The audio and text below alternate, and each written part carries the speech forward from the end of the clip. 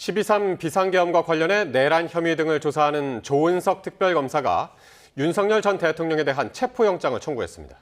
지난 1월 경호처에 자신의 체포를 막으라고 지시해 체포를 방해한 혐의 등을 적용한 건데 특검 임명 12일 만에 조치입니다. 이준엽 기자가 보도합니다.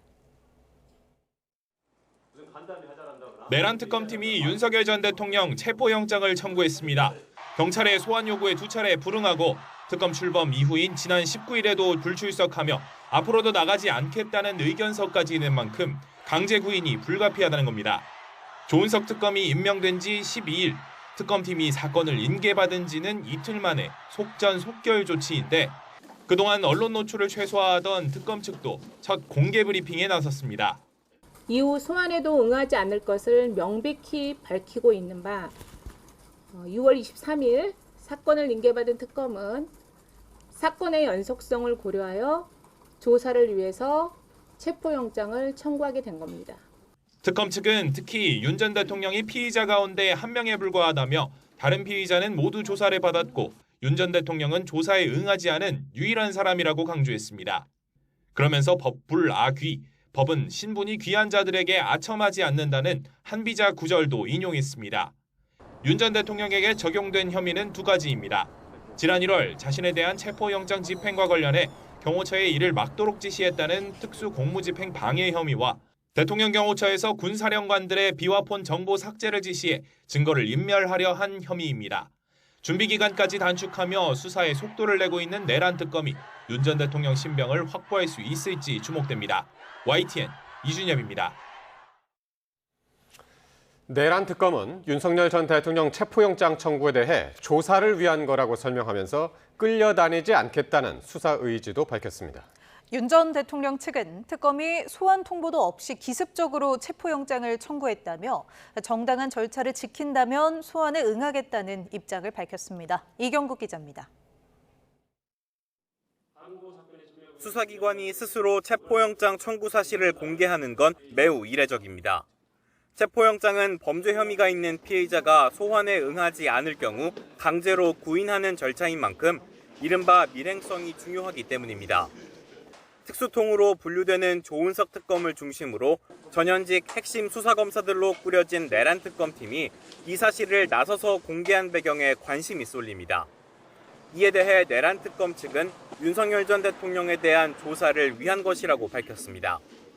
특검 측은 또 윤 전 대통령이 소환에 응하지 않겠다고 명백하게 밝힌 만큼 추가 소환 요구도 하지 않았다고 설명했습니다.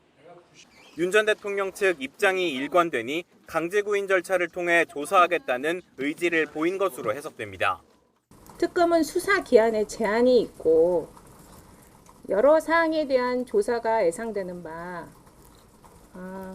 끌려다니지 않을 예정입니다. 계엄 사태 이후 윤 전 대통령은 수사기관 소환 통보를 사실상 무시했고 1차 체포영장 집행에도 협조하지 않았습니다. 내란 우두머리 혐의 재판을 받으면서도 추가 수사에는 비협조로 일관했습니다. 검찰총장 출신인 윤석열 전 대통령을 정점으로 한 내란 특검 수사가 속도를 내는 가운데 체포영장 청구가 추가 구속을 위한 수순이라는 분석도 나옵니다.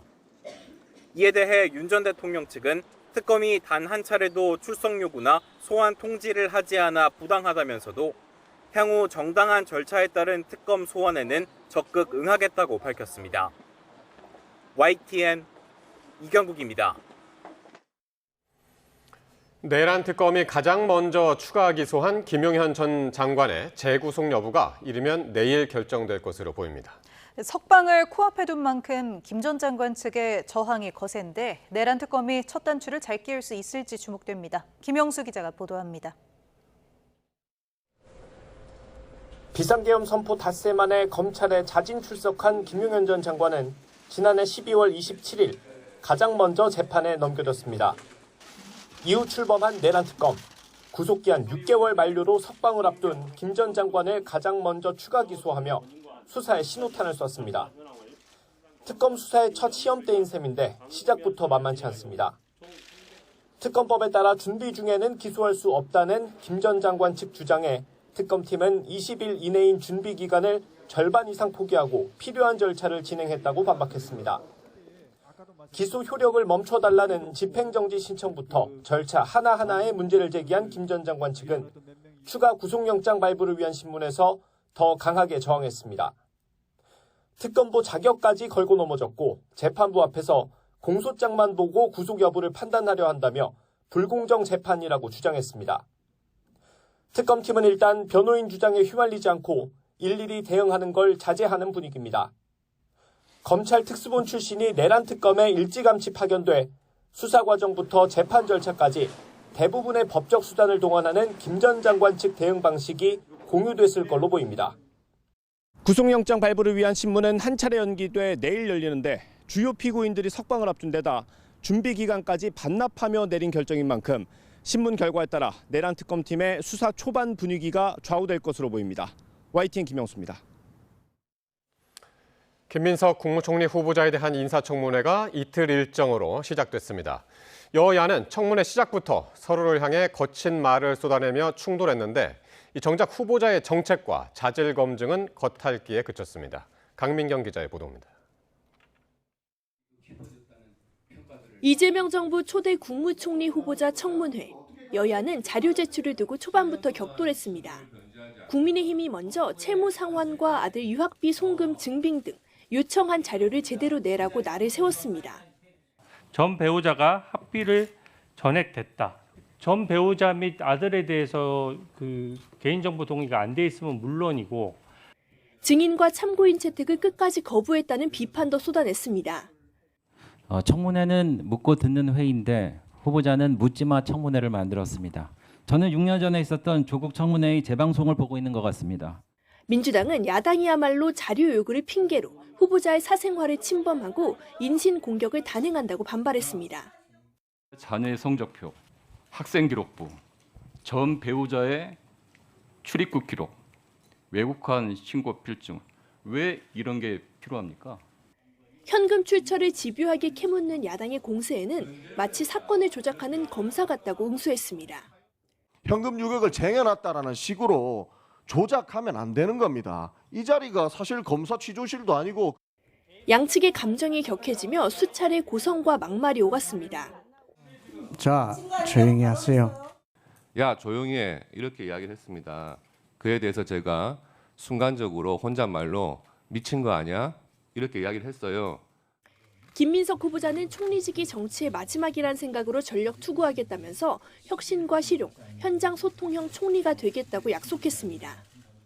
국정 철학과 방향성, 능력 등 후보자 진짜 검증은 여야를 막론하고 거의 나오지 않았습니다. 국회는 하루 더 청문회를 진행한 뒤 임명 동의안을 본회의 표결에 붙입니다. YTN 강민경입니다.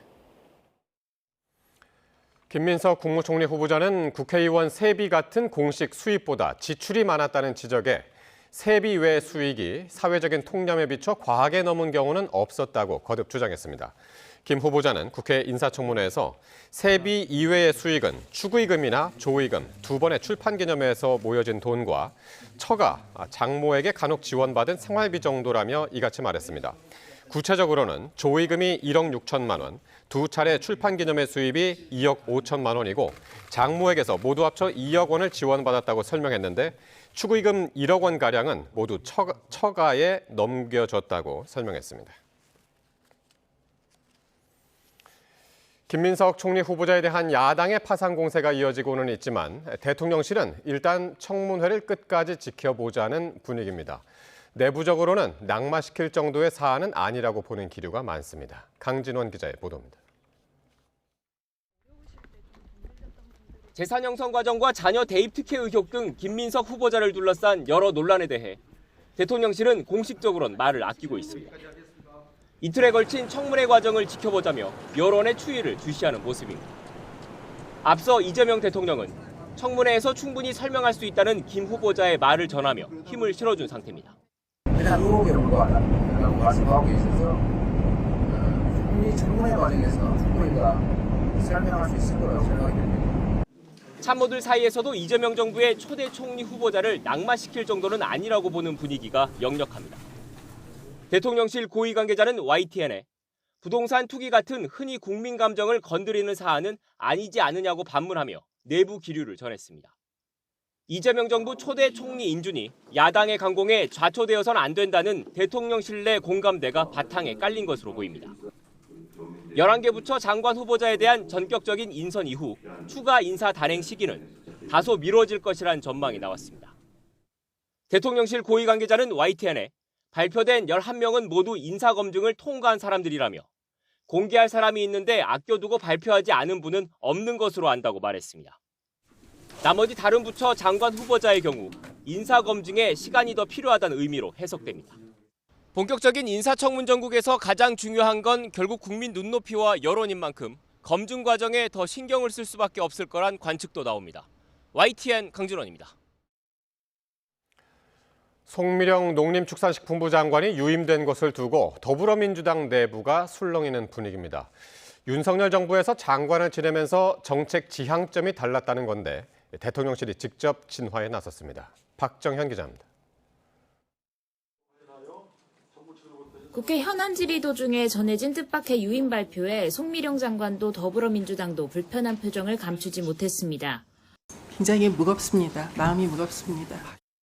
고사하는 게 맞다고 보는데 일부의 장관이 그렇게 앞뒤가 틀린 정책을 추진해서야 영이 부작용이 없는 윤석열 전 대통령이 행사한 첫 거부권 양곡관리법을 비롯해 민주당의 정책과 번번이 각을 세웠던 인사이기 때문입니다. 이재명 대통령이 여당 원내 지도부 만찬에서 탕평 인사라고 다독였지만 우려는 이어졌고 결국 우상호 정무수석이 긴급 진화에 나섰습니다. 국회에서 농해수위 소속 민주당 위원들과 50분간 마주 앉아 송미령 장관이 새 정부 철학에 따르기로 했다고 다독인 겁니다. 인사는 대통령 권한이라고도 강조했습니다. 상황은 다 이해하는데 어쨌든 대통령께서 이렇게 인사하신 그 큰 취지가 있으니까 그 취지를 잘 받아들여 주시기를 좀 호소하고 싶습니다. 대통령실은 또 이재명 대통령이 국무회의에서 송 장관에게 갈등 조정의 역할을 해달라고 제안했고 송 장관도 수긍했다고 소개했습니다. 민주당에선 흥묘백묘론의 사례라며 용산과 주파수를 맞추는 가운데 국민의힘은 송 장관의 태세 전환이 황당하고 비겁하다고 지적했습니다. 새 정부의 철학에 부합하는 방향으로 추진하겠다고 말했는데 국민들 시각에서는 매우 비겁한 태도로 보입니다. 진보정당 농민단체에서도 송 장관의 유임을 철회하라는 목소리가 나왔고 나아가 계엄선포 국무회의에 참석한 내란 세력이라고도 직격했습니다. 여야 모두 속내가 복잡한 유임 결정인 건데 송 장관이 앞서 농망사법이라고 비판한 농업사법 처리가 첫 시험대가 될 거로 보입니다. YTN 박정현입니다. 내내 신경전을 벌이던 여야가 우원식 국회의장 중재로 만나서 모레 본회의를 열기로 합의했습니다. 추경 시정연설 등이 진행될 예정인데 전국민 지원금 지급에 속도가 붙을지 주목됩니다. 황보혜경 기자입니다. 더불어민주당 김병기, 국민의힘 송원석 원내대표가 우원식 국회의장과 손을 맞잡고 나란히 섰습니다. 새로 선출된 여야 지도부와의 첫 상견례 자리에서 우 의장은 지금은 외부 위기에 맞서 국회가 힘을 모아야 할 때라고 강조했습니다. 여야 간 입장 차이도 있겠습니다만 국민의 근심을 덜어드리고 또 국가를 안정시킬 수 있는 방법이 무엇인지 비공개 회동에서 여야는 국회의장 중재로 오는 26일 본회의를 여는데 합의했습니다. 대표적인 지한파 정치인은 찰스 랭글 전 미국 하원 의원에 대한 추모 결의안을 채택한다지만 핵심은 추경안 시정연설입니다. 시정연설에서 정부는 전국민 민생회복 소비 쿠폰 지급 등 30조 5천억 원 규모 추경안의 필요성을 국민에게 설명할 계획입니다. 우 의장은 국민지원금 심사 절차를 위해 예산결산특별위원회 구성을 서둘러 달라고 했는데 국민의힘은 견제와 균형을 위해 예결위, 법사위원장을 맡아야 한다는 뜻을 굽히지 않고 있습니다.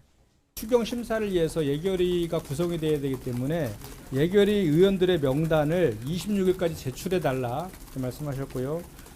법사위원장을 가져가는 게 기존의 간행이었고 이런 부분들이 해결이 되어야지만 여야가 좀 더 소통의 문을 열고 협치에 협조할 수 있는 게 아닌가라는. 6월 임시국회가 끝나는 다음 달 4일까지 추경안을 마무리하겠다는 게 민주당 목표인데 야당과 접점을 찾을 수 있는 시간이 얼마 남지 않았습니다. YTN 황보혜경입니다. 이스라엘과 이란이 휴전에 합의했지만 이스라엘은 이란이 합의를 위반했다며 강력한 대응을 천명했고 이란은 이를 부인했습니다. 도널드 트럼프 미국 대통령은 둘 다 휴전 위반이라고 비판하며 특히 이스라엘을 향해서는 더는 공격하지 말라며 강하게 압박했는데요. 중동 현지에 나가 있는 특파원 연결합니다. 조수연 특파원. 네, 요르단 암만입니다. 네, 휴전이 시작부터 위태로운 모습인 것 같은데 현재 상황 어떻습니까? 네, 이스라엘군은 오늘 오전 휴전이 발효된 뒤에 이란 미사일이 날아와서 요격 작전을 펼쳤다고 밝혔습니다. 이스라엘 카츠 국방장관은 이에 강력히 대응하기 위해 수도 테헤란에 있는 이란 정권 표적들에 강한 공습을 시작할 것을 군에 지시했다고 말했습니다. 그러나 이란군은 이스라엘을 향해 미사일을 발사하지 않았다면서 관련 보도들을 부인했습니다. 이어 1시간 전쯤에는 이곳 시간으로 오늘 오후에 이란 북부 지역에서 폭발음이 들려 방공 시스템이 가동됐다는 현지 언론 보도가 나왔는데요. 이스라엘의 공습인지는 즉각 확인되지 않고 있습니다. 앞서 휴전이 발효되기 전인 오늘 새벽에도 양측의 미사일 공방으로 사상자가 속출했습니다. 이스라엘 구조대는 이란의 공습에 남부 지역에서 4명이 사망하고 8명이 다쳤다고 밝혔습니다. 또 이스라엘의 공습으로 이란 북부 길란주에서 9명이 사망했다고 외신들은 전했습니다. 저희 취재진은 오늘 오전에 이스라엘과 요르단 국경 지역을 다녀왔는데요. 이 일대를 포함해 요르단에서는 오늘 오전까지 공습 경보가 울리고 밤엔 미사일이 날아가는 불빛이 포착되는 등 전쟁 상황을 실감할 수 있었습니다. 국경에는 평소보다 더 많은 군과 경찰이 배치돼서 경계가 한껏 강화된 모습도 눈에 띄었습니다. 이런 가운데 트럼프 대통령이 이스라엘을 향해서 경고를 보냈다고요? 네, 그렇습니다. 도널드 트럼프 미국 대통령은 일단 양측 모두 휴전 합의를 위반했다면서 특히 이스라엘에 실망했다고 밝혔습니다. 이런 발언은 나토 정상회의에 참석하기 위해 백악관을 떠나는 과정에서 나왔는데요. 트럼프 대통령은 이스라엘이 합의를 한 직후 전례가 없는 규모의 폭탄을 투하했다면서 이스라엘을 진정시켜야 한다고 주장했습니다. 이런 공개 발언과는 별도로 네타냐후 총리와 전화 통화를 하고 공격 중단을 요청한 것으로 전해졌습니다. 이후 트럼프 대통령은 다시 SNS에 이스라엘은 이란을 공격하지 않을 것이며 모든 항공기는 귀환할 것이라는 글을 올렸습니다. 또 이란은 결코 핵시설을 다시 짓지 않을 거라고도 썼습니다. 일단 휴전 합의에도 이스라엘과 이란이 공습을 주고받으면서 긴장이 고조되자 트럼프 대통령이 다시 강하게 휴전을 압박한 모양새입니다. 트럼프 대통령은 어제 이스라엘과 이란이 완전하고 전면적인 휴전에 합의했다고 선언하면서 24시간 안에 이른바 12일 전쟁이 끝날 거라고 강조했습니다. 이란과 이스라엘 모두 휴전에 동의한다는 입장을 확인했지만 지금 흘러가는 상황을 보면 양측이 서로 합의 위반을 주장하면서 공습 공방을 이어갈 가능성도 배제할 수는 없습니다. 지금까지 요르단 암만에서 YTN 조수연입니다. 이처럼 이란은 전쟁이 길어지면 더 버티기 힘들다는 판단 아래 휴전과 확전의 갈림길에서 휴전을 선택한 것으로 보입니다. 이제 관심은 이란의 최고 지도자 하메네이의 거취 문제입니다. 권영희 기자가 보도합니다. 미국과 이스라엘에 대한 보복 수위를 조절해오던 이란이 더 이상 버티기 힘들다고 판단했습니다. 보유하고 있는 미사일 수가 제한적인 만큼 이스라엘 공격을 지속하기 힘듭니다. 이란은 부인했지만 핵시설에 대한 미국의 폭격이 큰 효과가 있었을 가능성도 엿보입니다. Now, Iran is incapable of building a nuclear weapon with the equipment they have because we destroyed it. So that's a very, very big thing. 최고 지도자 아야톨라 알리 하메네이의 권력 기반이 조금씩 흔들리고 있는 것도 관측됩니다. 정권 내부 기능이 제대로 작동하지 않고 있습니다. 이스라엘은 지난해 7월 테헤란에서 하마스 최고 지도자 이스마엘 하니예를 암살한 데 이어 최근 이란군 수뇌부도 대거 제거했습니다. 내부 보안과 정보 통제에 실패한 것입니다. 이란 내부에선 짧은 시간에 이런 지경에 이른 데 대해 당혹스러움과 함께 정권에 대한 반감도 커지고 있습니다. There are elements within the Revolutionary Guards who might be frustrated with his leadership and management of the country's deterrence. 이란 정권이 민심 안정을 위해 온건 성향 인사를 전면에 내세우거나 최고 지도자의 권한을 축소하는 조치를 할 가능성이 있습니다. 신정체제 붕괴를 막기 위해 아예 하메네이가 후계자에게 권좌를 넘기는 방안도 점쳐집니다. 이럴 경우 오랫동안 후계자로 여겨져 온 하메네이의 아들 모즈타바 하메네이가 유력한 후보입니다. 또 개혁 성향을 갖고 있는 이슬람 혁명의 아버지 호메이니의 손자인 하산 호메이니도 거론됩니다. YTN 권정입니다.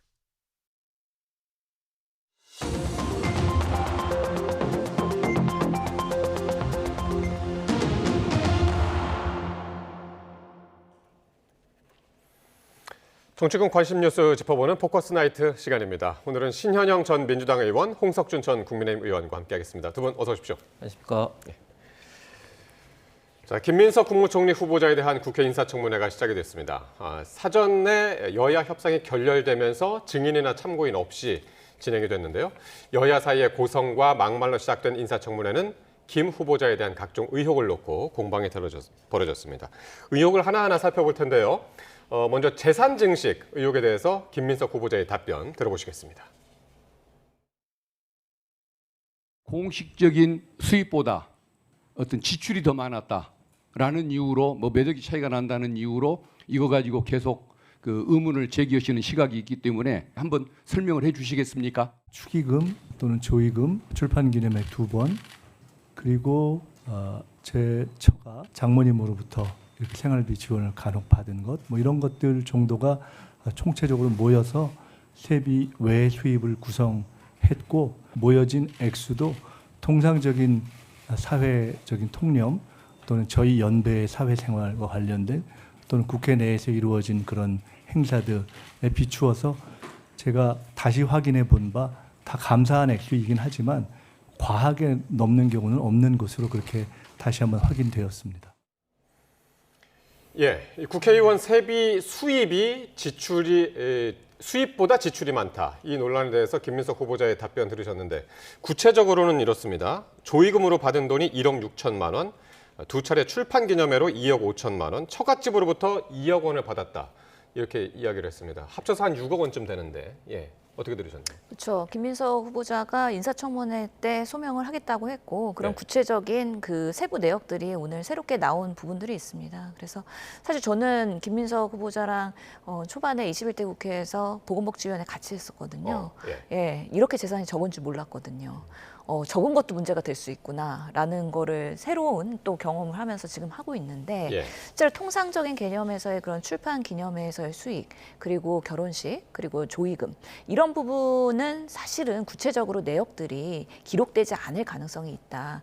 그러면서 통상적인 금액을 추산하느라고 그동안 청문회 준비하면서 고생을 했을 것 같은데요. 이런 부분에 있어서 일정 부분 소명이 된 부분인 만큼 아마 국민의힘에서도 그 세부 내역에 대해서 디테일하게 더 물고 늘어지기는 어려울 것 같다는 생각이 들고 사실은 그 가족사들을 보면은 이혼한 가정 그리고 다시 재혼하는 과정, 그 과정에서 정치 어떻게 보면은 실현의 그런 인고의 시간에서의 재산이 없었던 그런 과거들이 낱낱이 드러나는 것 자체가 너무 적나라하게 드러날수록 비인간적인 그런 인사청문회가 되고 있는 것 같아서 그런 부분에서의 정도를 우리가 좀 지킬 필요는 있다라고 생각을 합니다. 그러니까 이 6억 원이라는 돈, 이게 어떻게 계산이 됐냐면 어쨌든 그 세비 등으로 해서 수입이 얼마고 그중에서 이제 추징금으로 얼마가 냈고 그런데 2019년부터 보니까 한 이게 6억 원 정도가 비더라. 이게 이제 국민의힘의 주장이었거든요. 거기에 대해서 이제 설명을 한 겁니다, 오늘.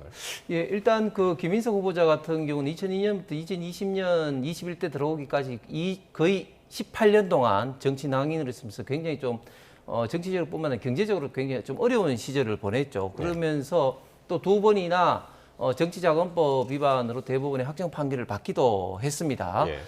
지금 주로 이제 문제가 되고 있고 그리고 자료를 갖고 보는 것은 2020년과 2025년 사이에 공적재산 신고를 가지고 보는데 2020년도의 재산이 마이너스 5.8억 그러니까 5억 8천 정도의 마이너스 부채만 있다가 2025년도 2억 천에서 한 8억 정도의 순 재산이 늘어나게 됩니다. 자, 그런데 이 시기에 또 수입 지출을 본다면 지금 현재 신고한 세비 등의 수입은 한 5억 천 정도 되는데 지금 현재 뭐 추징금이라든지 또 카드라든지 현금이라든지 등등 하니까 한 뭐 13억 정도 되더라. 그래서 한 8억 정도는 어디서 나느냐. 그렇게 8억 정도 이상이 나야지 재산이 늘어나는 거 아니겠습니까? 자, 그러니까 이 8억 정도 늘어나는 것도 사실은 어떻게 보면 최소한이죠. 그래야지 재산이 늘어나기 때문에. 그런데 이 부분에 대해서 처음에는 어떻게 이야기를 합니까?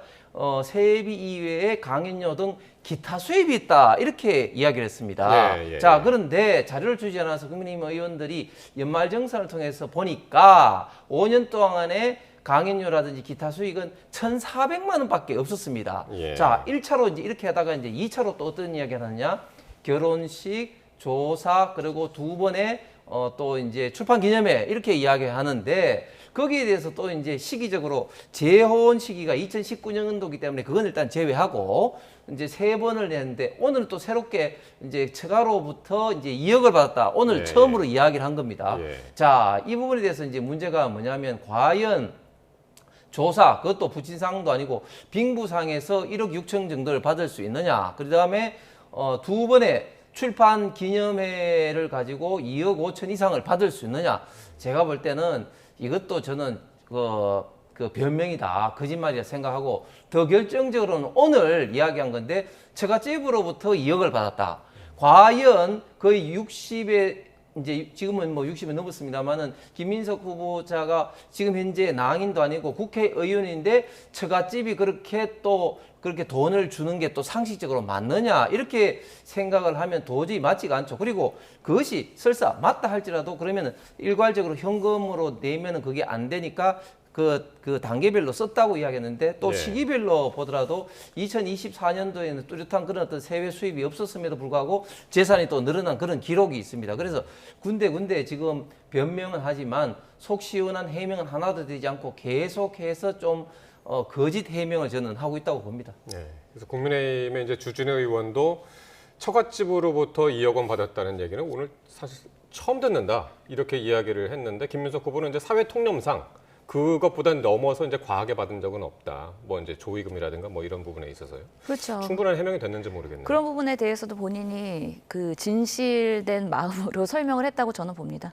5년간의 그런 처갓집에서 2억 정도 받았고 매달 뭐 200~300 정도 부인께서 그 어머니를 통해서 받은 것으로 본인도 몰랐다는 거예요. 그러다가 이번에 청문회 하면서 그런 차액들을 맞춰보다 보니까 그런 사실이 새롭게 드러난 거죠. 사실 정치를 하면서 지난 5년간 여러 가지 대한민국 특히 민주당에서의 주요 역할을 하시면서 상임위원장도 했고 최고위원도 하고 또 여러 가지 선거 과정에서의 그런 선대위원장 하면서 집안에서의 그런 가계를 제대로 챙기지 못했던 어려움과 한계는 분명히 있을 겁니다. 그런 것들을 감안하고 봐야 되는 부분들이 있고 특히나 저는 출판기념회 안 해봐서 얼마나 수익이 있는지 모르겠지만 그래도 이렇게 정치 경험과 이런 중량감이 있는 정치인의 출판기념회에서는 이렇게 1억 5천 받는 것이 불법은 아닙니다. 그래서 설명하는 과정에서의 그런 단계에서의 위법한 사항은 전혀 없는데 여전히 국민의힘에서는 이런 것들을 가지고서는 이제 고발까지 하고 지금 검찰에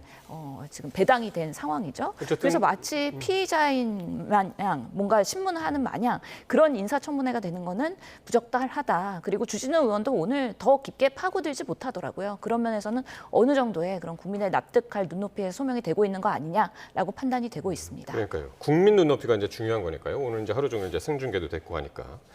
자, 의혹 두 번째는요. 김 후보자의 칭화대 법학 석사학위 취득 절차에 대한 부분입니다. 일단 야당 청문위원과의 질의 답변 들어보시겠습니다. 당시 월수금은 최고위원회 회의가 열리고 화목은 수업을 진행했다라고 말씀을 하시는데 월수금의 이 기간에 비행기를 탄 적이 한 번도 없어요. 지금 저희가 엑셀로 정리해서 드린 것은 저의 외국 출입 기록 중 중국 관련 항공, 그렇기 때문에 어쩌면 중국 내에서의 항공이 저것도 정리하는 사람이 중국 편을 기록했기 때문에 있을 수 있다. 일부러 중국 거를 뽑아서 드렸다는 말씀을 드리고요. 그러니까 애초에 이 부분에 대해서는 김민석 후보자가 칭화대 수업을 철저히 들었다. 그래서 2009년에서 2010년 당시에 최고위원 회의가 없는 화요일하고 목요일에 수업을 들었다. 이렇게 이야기를 했는데 그런데 김 후보자가 SNS에 공개한 출입국 기록과 비교해 보면 이게 맞지 않다. 라는 게 이제 김희정 의원의 주장입니다. 예, 그렇습니다. 그 칭화대를 2009년, 10년 사이에 이제 다니면서 석사학위를 땄다고 했는데 이때는 김민석 후보자가 또 다른 민주당의 최고위원을 했고 또 부산시장 선거 출마를 했습니다. 그러니까 상식적으로 과연 시장 선거 출마하면서 11개월 만에 청와대 석사학위를 딸 수 있나? 청와대라는 동네 대학도 아니고 굉장히 유명한 중국에서 탑 랭킹인데 그런 어떤 그 의문에서 나오는 것이죠. 그래서 사실은 가장 심플한 것은 김민석 후보자의 출입국 관련된 자료만 내면 됩니다. 예. 출입국 관련된 자료를 내서 이렇게 갔다고 해야 되는데 지금 김민석 후보자는 지금 자료를 제출하지 않고 있습니다. 이것도 보면 출입국 관리 자료가 아니라 뭐 비행기에 관련된 그런 어떤 것을 엑셀로 다시 정리를 한 건데 이것을 이제 그러니까 원 자료가 아닌 거죠. 그렇죠. 그렇죠. 가공한 자료죠. 그 예. 출입국 관리 자료가 비행기에 뜬 관련된 공식적으로 제출 안 하고 그러니까 SNS에 올린 그 자료입니다. 그렇습니다. 본인이. 그렇습니다. 네, 예. 네. 그러다 보니까 지금 어떤 문제가 있냐면 첫 번째 문제가 김희정 의원이 지적을 했는데 항공편이 없는 그게 있다. 그런 어떤 문제도 지적을 했고 또 월수금이라고 했는데 그 날짜도 전혀 맞지 않는다. 그리고 네. 일정도 26일만 중국의 그 학위 과정 중에 체류를 했다. 26일 만에 그러면 수업을 듣고 그 석사학위를 받을 수가 있습니까? 그렇기 때문에 도저히 설명이 안 되는 것이죠. 그래서 혹자들은 뭐 김민석 후보가 뭐 분신술, 뭐 둔갑술 부리나 이런 어떤 뭐 농담 아닌 농담도 있는데 저건 역시 뭐 속 시원하게 해결되기는커녕 오히려 지금 조금 전에도 말씀드렸지만 지금 거짓 자료를 지금 제출한 것이죠. 그러니까 엑셀로 정리된 기록은 그러니까 김 후보자의 주장입니다. 엑셀로 정리된 기록은 출입 기록 중에 중국 관련 항공이라고 해명했는데 이거 어떤 뜻입니까, 정확히? 그러니까 이해하기로는 지금 인사청문회 팀이 꾸려졌기 때문에 네. 옆에서의 보좌진들이 이 테이블을 만들어줬을 거란 말이죠. 그래서 그 기간 동안에 중국에 관련된, 그러니까 중국을 왔다 갔다 했던 기록 또는 에어라인이 중국과 관련된 것 그런 것들을 이렇게 솔팅해가지고 정리를 했을 텐데 아무래도 본인이 직접 하지 않다 보니까 당연히 오류가 있었던 부분이 지적이 된 것 같습니다. 그러면서 신뢰성에 일부 손상이 된 것 같은데 예. 그럼에도 불구하고 김 후보자의 주장은 148일 체류가 맞다라고 얘기를 하고 있기 때문에 이런 부분에 있어서는 사실관계가 당연히 확인되면 소명될 수 있는 부분이고요.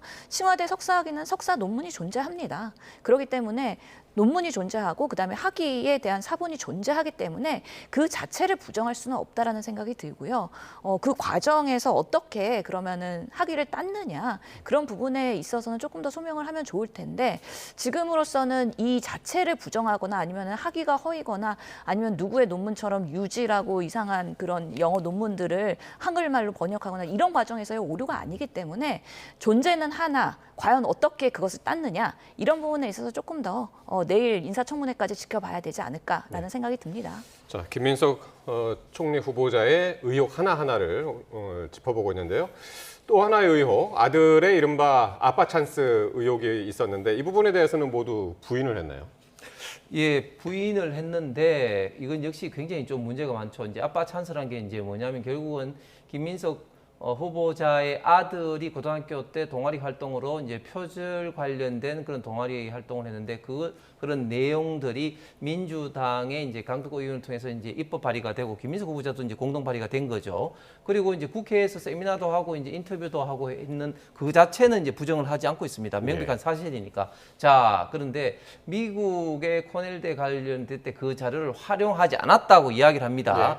자, 그런데 상식적으로 과연 그런 게 있는지 활용을 하지 않았을까요? 저는 그것도 도저히 믿을 수가 없는 게 저도 이제 뭐 그 미국의 대학교라든지 이런 것도 가보고 했지만 미국 대학교에서 가장 중요시 여기는 게 학업 성적도 성적이지만 왜 이 학교에 왔는지 그런 어떤 동기, 열정 그리고 학내외의 활동을 굉장히 중요시 여기게 봅니다.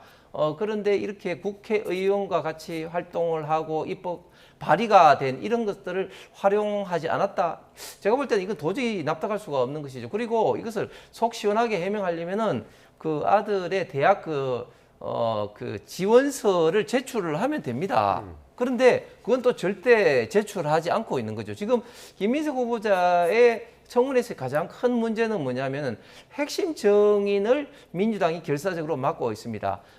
지금 강모 씨라는 지금 그 김민석 후보자하고 직접적으로 굉장히 관계가 깊은 사람들을 비롯해서 또 출판 어떤 담당자들이라든지 그런 어떤 사람들을 지금 이제 정인으로 채택을 하려고 하니까 정인 채택하지도 않고 또 아들이라든지 기타 이런 어떤 자료 그리고 출입국 관련된 자료 이런 것을 제출하려 하니까 이런 것도 제출하지 않고 있는 것이죠. 그렇기 때문에 김민석 후보자의 지금 현재 자녀 특혜 의혹, 아빠 찬스가 전혀 없었다. 이 말도 저는 도저히 납득할 수가 없다고 생각합니다. 예.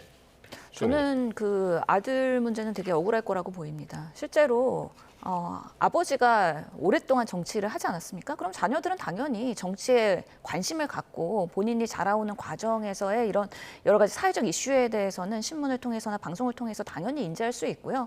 그러다 보면 남들보다는 조금 더 정치에 대한 빠른 이런 좋은 아이템들을 발굴하는 데 있어서 중학교 때나 고등학교 때 활동에 반영될 수 있다고 봅니다.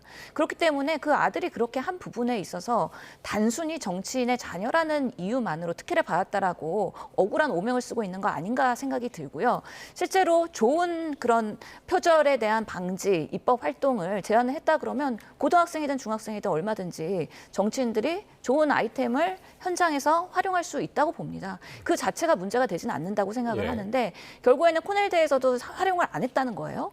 이거는 나중에 활용이 되는 게 드러났을 때는 엄청난 역풍이 들기 때문에 그런 거짓말 못합니다. 그래서 사실은 지금 뭐 그러면은 입학 원서나 아니면 내용에 대한 부분들을 증명하면 되지 않느냐라고 얘기를 하지만 실제로 많은 부분들을 성실껏 소명했을 때 우리의 청문회가 그러면은 그러지 않았네라고 인정해 줄 것이냐 아니면 그것을 가지고 꼬리에 꼬리를 무는 트집 잡기로 갈 것이냐.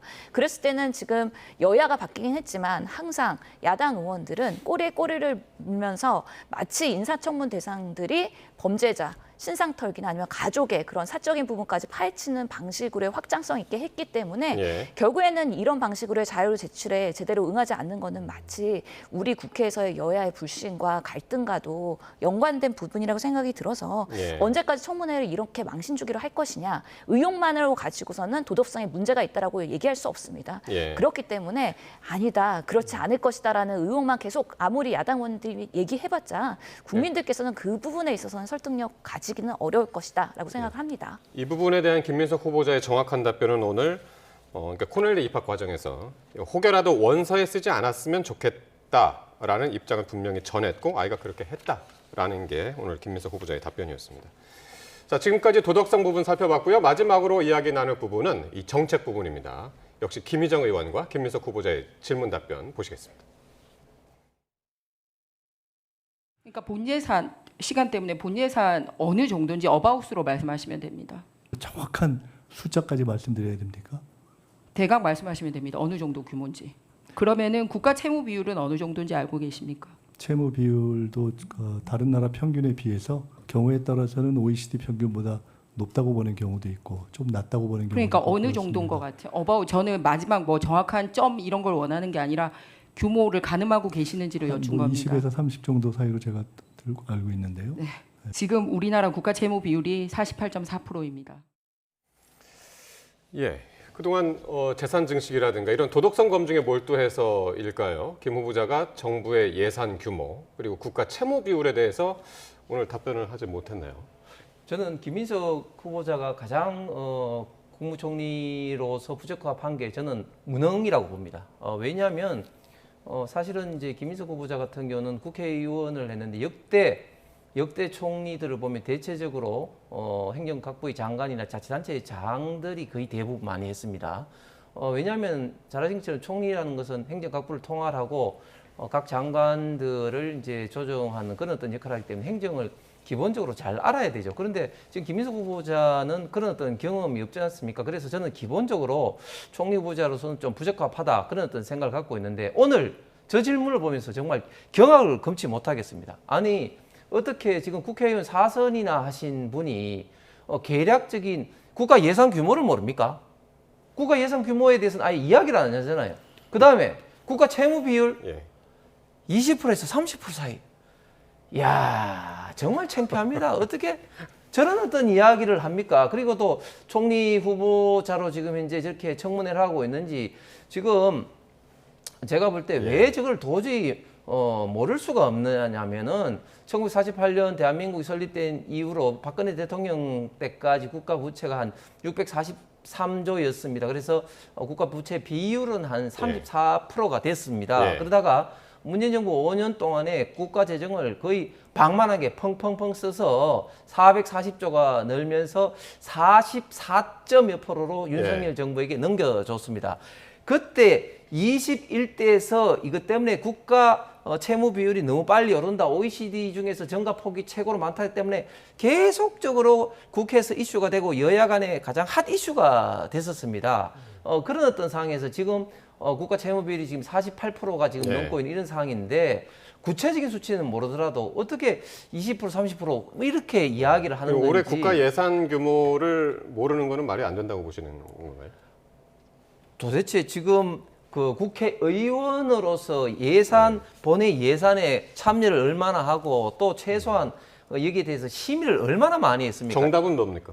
예? 올해 예산 규모가. 지금 이제 700억 대죠. 예. 네, 그래서 700조 대째죠. 그래서 예를 들면 지금 김민석 후보가 저렇게 모른다는 것은 전혀 관심이 없거나 뭐 이런 어떤 부분에 알겠습니다. 대해서 전혀 어떤 뭐 알지를 못한다 이런 반응인 것입니다. 그러니까 이게 이 새 정부의 최대 현안이 민생 경제 회복인데 이 김민석 후보가 나라 살림 규모에 대해서 정확하게 답변을 못했다는 거는 좀 뼈아픈 부분이 아닌가 싶습니다. 우리나라 25년도 예산 규모가 아마 650조에 다다랐을 겁니다. 그래서 아직 700조 안 됐습니다. 그래서 추경 합하면 지금 이제 700조가 예, 되는 추경까지 해야 되는 부분이고요. 보통은 우리가 매년 정부에서 국회로 넘어오는 심의 예산 할 때 보면 총액들이 나오거든요. 그렇기 때문에 700조 아직 안 됐다는 말씀드리고 홍 의원님은 공무원 출신으로서 여러 가지 행정을 하셔가지고 사실은 숫자에 더 밝을 수도 있는데 정치인들마다 그런 부분에 있어서 좀 차이는 있을 수 있고 실제로 우리가 상임위별 심사를 하지 않습니까? 그러니까 상임위별로 쪼개기 심사를 하기 때문에 본인 상임위 것들에 대해서 주로 집중적으로 보다 보니까 예결위를 하지 않으면은 사실 총액에 대해서 모를 수도 있다. 근데 저는 이번에 대선 때 한동훈 후보가 사실 토론회에서 우리나라 국가 예산 얼마입니까? 한 300조 이렇게 대답했잖아요. 그게 갑자기 생각이 나네요. 그래서 이게 단순히 김민석 후보께서 그분의 그런 문제라기보다는 이렇게 갑자기 물어보면요, 숫자로 물어보면요, 긴장해서 알던 것도 제대로 대답을 못하는 경우들도 있거든요.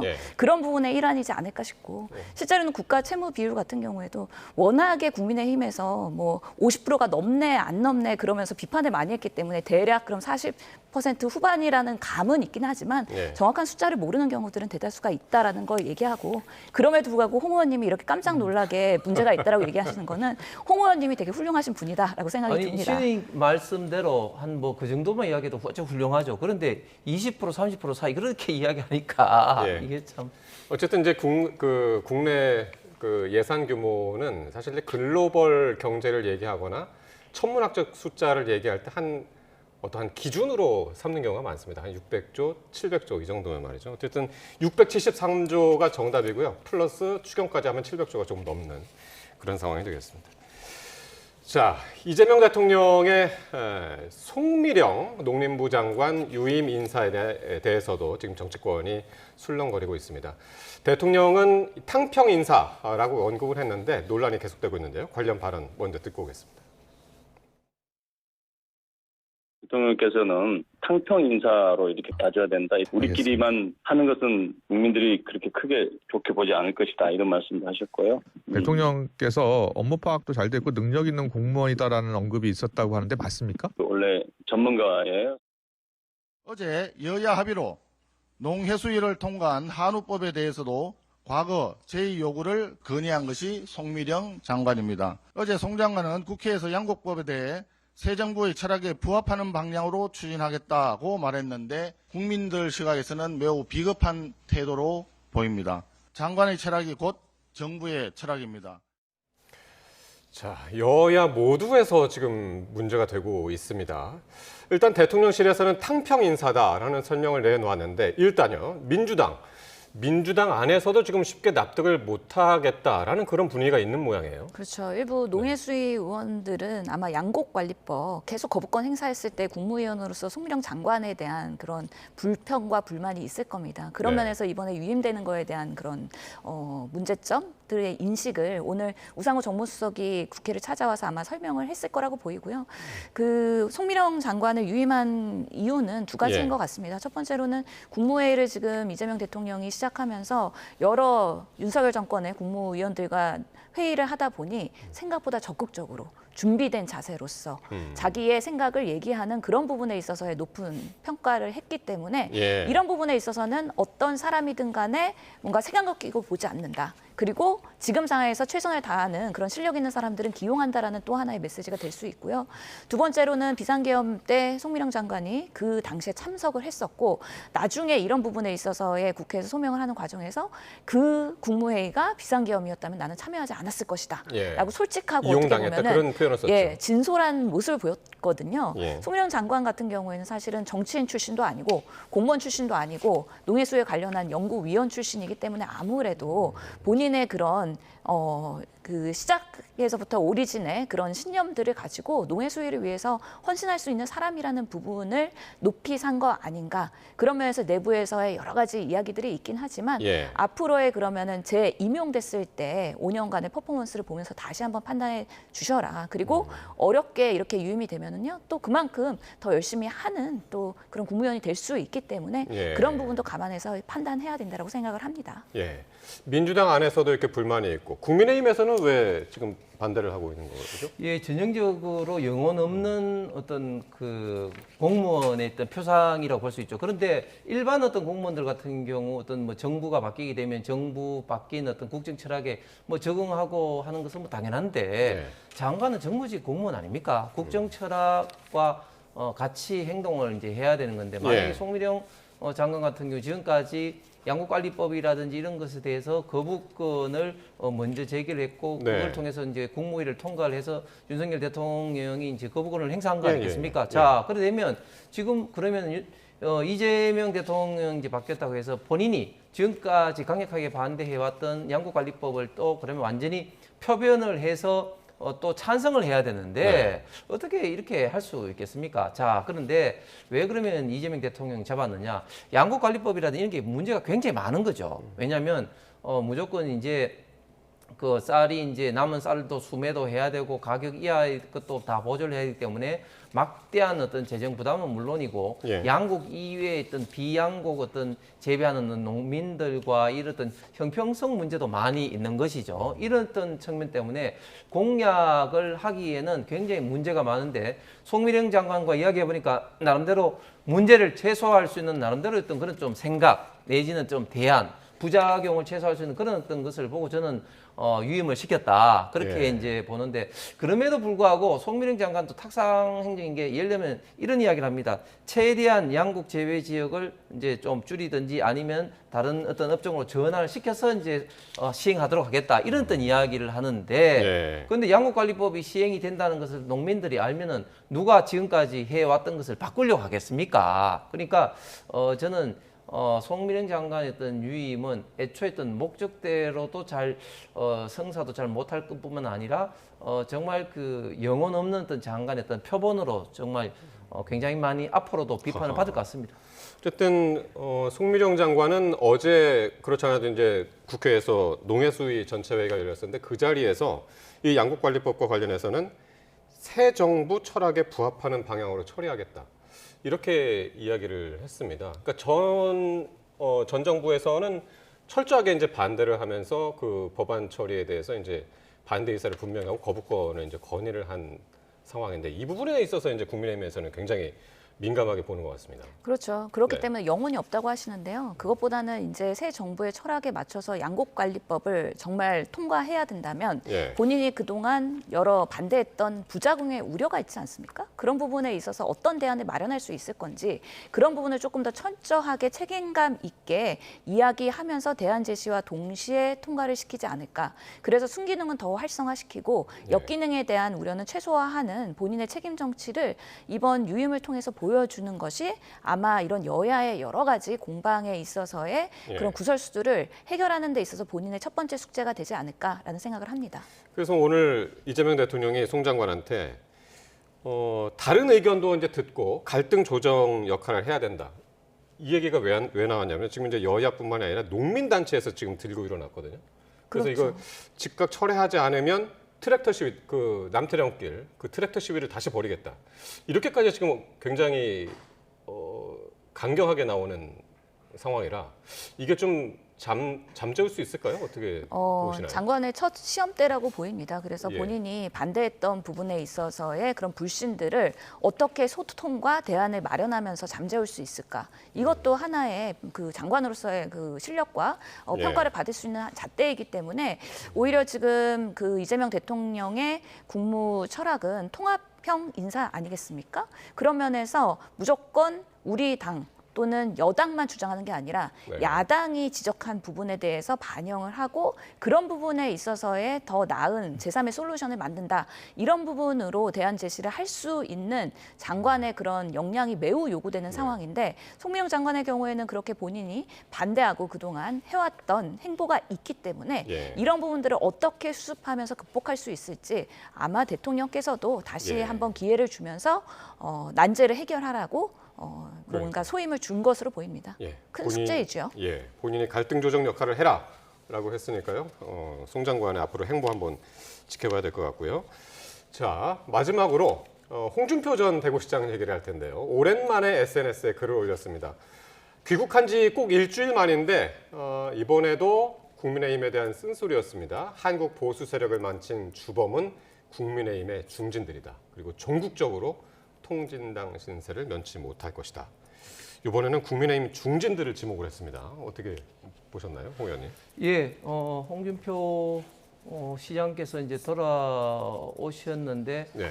그동안 조금 이상하게 조금 잠잠했습니다. 그런데 또 이제 드디어 또 페이스북을 쓰시면서 했는데 글쎄요, 저는 물론 뭐 진영 내 쓴소리는 뭐 발전을 위해서 그리고 자유민주주의에서 꼭 필요할 수는 있는데 최근에 홍준표 시장의 행보를 보면은 이재명 대통령이라든지 민주당에 대해서 비판하는 거는 제가 거의 찾아보기 힘들고 국민의힘이라든지 윤석열 전 대통령이라든지 이런 부분에 대해서만 굉장히 강하게 비판을 해오고 있는데 과연 지금까지 홍준표 시장께서 오랜 정치 생활 동안 이 당에 몸담고 있는데 그러면 만약에 이 당이 정말 잘못됐다면 오랜 어떤 정치 원로로서 홍준표 시장의 책임은 전혀 없나 제가 볼 때는 먼저 본인의 어떤 잘못도 내다봐야 될 것 같고 특히 어떤 중진들을 이야기를 했습니다만은 물론 중진들도 일부가 책임이 있을 수는 있겠습니다만 그러나 그 중진들보다 더 큰 어떻게 보면 좀 중진이 홍준표 시장 본인 아니겠습니까? 그렇기 때문에 어떻게 보면 좀 누워서 어떤 침뱉기 어떤 그런 어떤 이야기를 하고 계시는 것이고 그다음에 통진당 운운하면서 또 자꾸 어떤 정당 해산을 하는데 제가 볼 때는 정당 해산 이야기는 되지도 않는 이야기지만 자꾸 그런 식으로 이제 당을 흔들어서 결국은 본인 중심으로 좀 헤쳐 모여 좀 해라 이런 어떤 속마음이 이제 드러나신 것 같은데 그런데 이번 어떤 대선 과정에서의 어떤 홍준표 시장의 여러 가지 좀 언행이 당원들과 지지자들로부터 굉장히 많은 어떤 실망과 좀 분노를 샀기 때문에 만약에 다시 한번 이합집산이 일어난다 하더라도 과거와 같은 홍준표 시장의 영향력은 제가 볼 때는 거의 없어지지 않았나 하는 어떤 그런 생각이 들어서 그럼에도 불구하고 자꾸 이제 저런 식으로 이야기를 하면 어떻게 보면 좀 몽리 같은 그런 인상을 계속 줄 것 같습니다. 신 의원은 어떻게 보시나요? 왜 자꾸 이 정당 해산 얘기를 할까요? 실제로 지금 건강한 보수로서의 쇄신의 모습이 전혀 보이고 있지 않잖아요. 그렇기 때문에 김용태 비대위원장도 5대 혁신안 얘기했고 그중에서 가장 중요한 게 사실은 탄핵 반대한 당론에 대한 철회인데 이거조차도 지금 중진들 그리고 기득권들의 그 목소리 때문에 이런 부분들이 전혀 반영이 되고 있지 않기 때문에 국민들이 봤을 때는 국민의힘 여전히 탄핵에 대해서는 그리고 윤석열 대통령과는 구구와는 결별을 했나 안 했나 헷갈려 하시는 그렇기 때문에 지지율이 지금 매우 낮게 나오는 거 아닌가라는 생각이 들고요. 그런 면에서 홍준표 이제 전 시장이 탈당까지 한 마당에 지금으로서 나의 정치적인 역할이 무엇일까?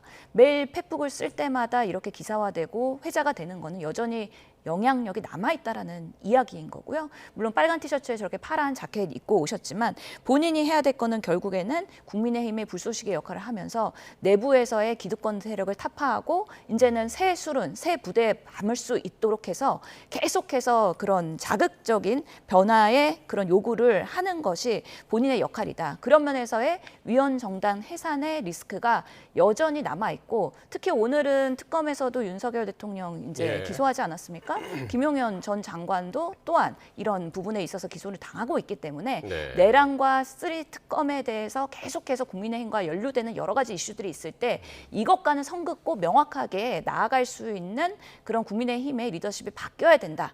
이런 부분들을 사실 국민의힘 내부에서 의원들이 얘기 못하고 있습니다. 여전히 눈치 보고 있고 줄서기 하고 있기 때문에 본인이라도 외부에서 크게 얘기를 하면서 본인이 얘기했던 대선 끝나고 나서 정치 대청소를 이제는 구현할 타이밍이 왔다라고 해서 이제 또 펫북 정치를 시작하신 걸로 보입니다. 예, 알겠습니다. 홍준표 전 시장의 SNS 이야기까지 들어봤습니다. 지금까지 신현영 전 민주당 의원 그리고 홍석준 전 국민의힘 의원과 함께했습니다. 두 분 고맙습니다.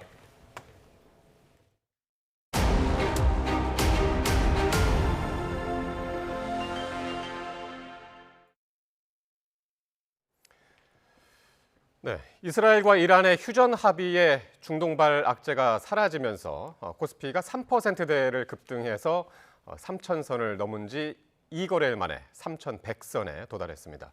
돌아온 외국인과 기관이 지수를 밀어올렸는데 이 코스피 3,100대는 3년 9개월 만입니다. 보도에 손효정 기자입니다. 이란과 이스라엘의 전격적인 휴전 소식이 전해진 뒤 문을 연 코스피는 전날보다 1.55% 뛰어오른 3,060대에서 거래를 시작했습니다. 오후 들어 3% 가까이 오름폭을 키우며 3,103으로 장을 마감했습니다. 코스피 지수가 3,100대에 올라선 건 지난 2021년 9월 이후 3년 9개월 만입니다. 지수를 끌어올린 건 외국인과 기관 투자자였습니다. 중동발 악재에 1조 3천억 원 넘게 순매도했던 외인과 기관은 하루 만에 순매수로 돌아서 각각 4,300억 원, 2,500억 원어치 주식을 사들였습니다. 시가총액 상위 종목 대부분 올랐는데 7% 넘게 급등한 SK하이닉스와 6만 전자를 회복한 삼성전자 등 반도체주가 강세였습니다. 반면 중동 위기의 수혜를 받던 방산주와 정유, 해운주는 급락했습니다. 코스닥 지수 역시 11개월 만에 800선을 돌파했습니다. 원달러 환율은 불확실성 해소로 오후 3시 반 기준 1,360원 초반까지 떨어졌습니다.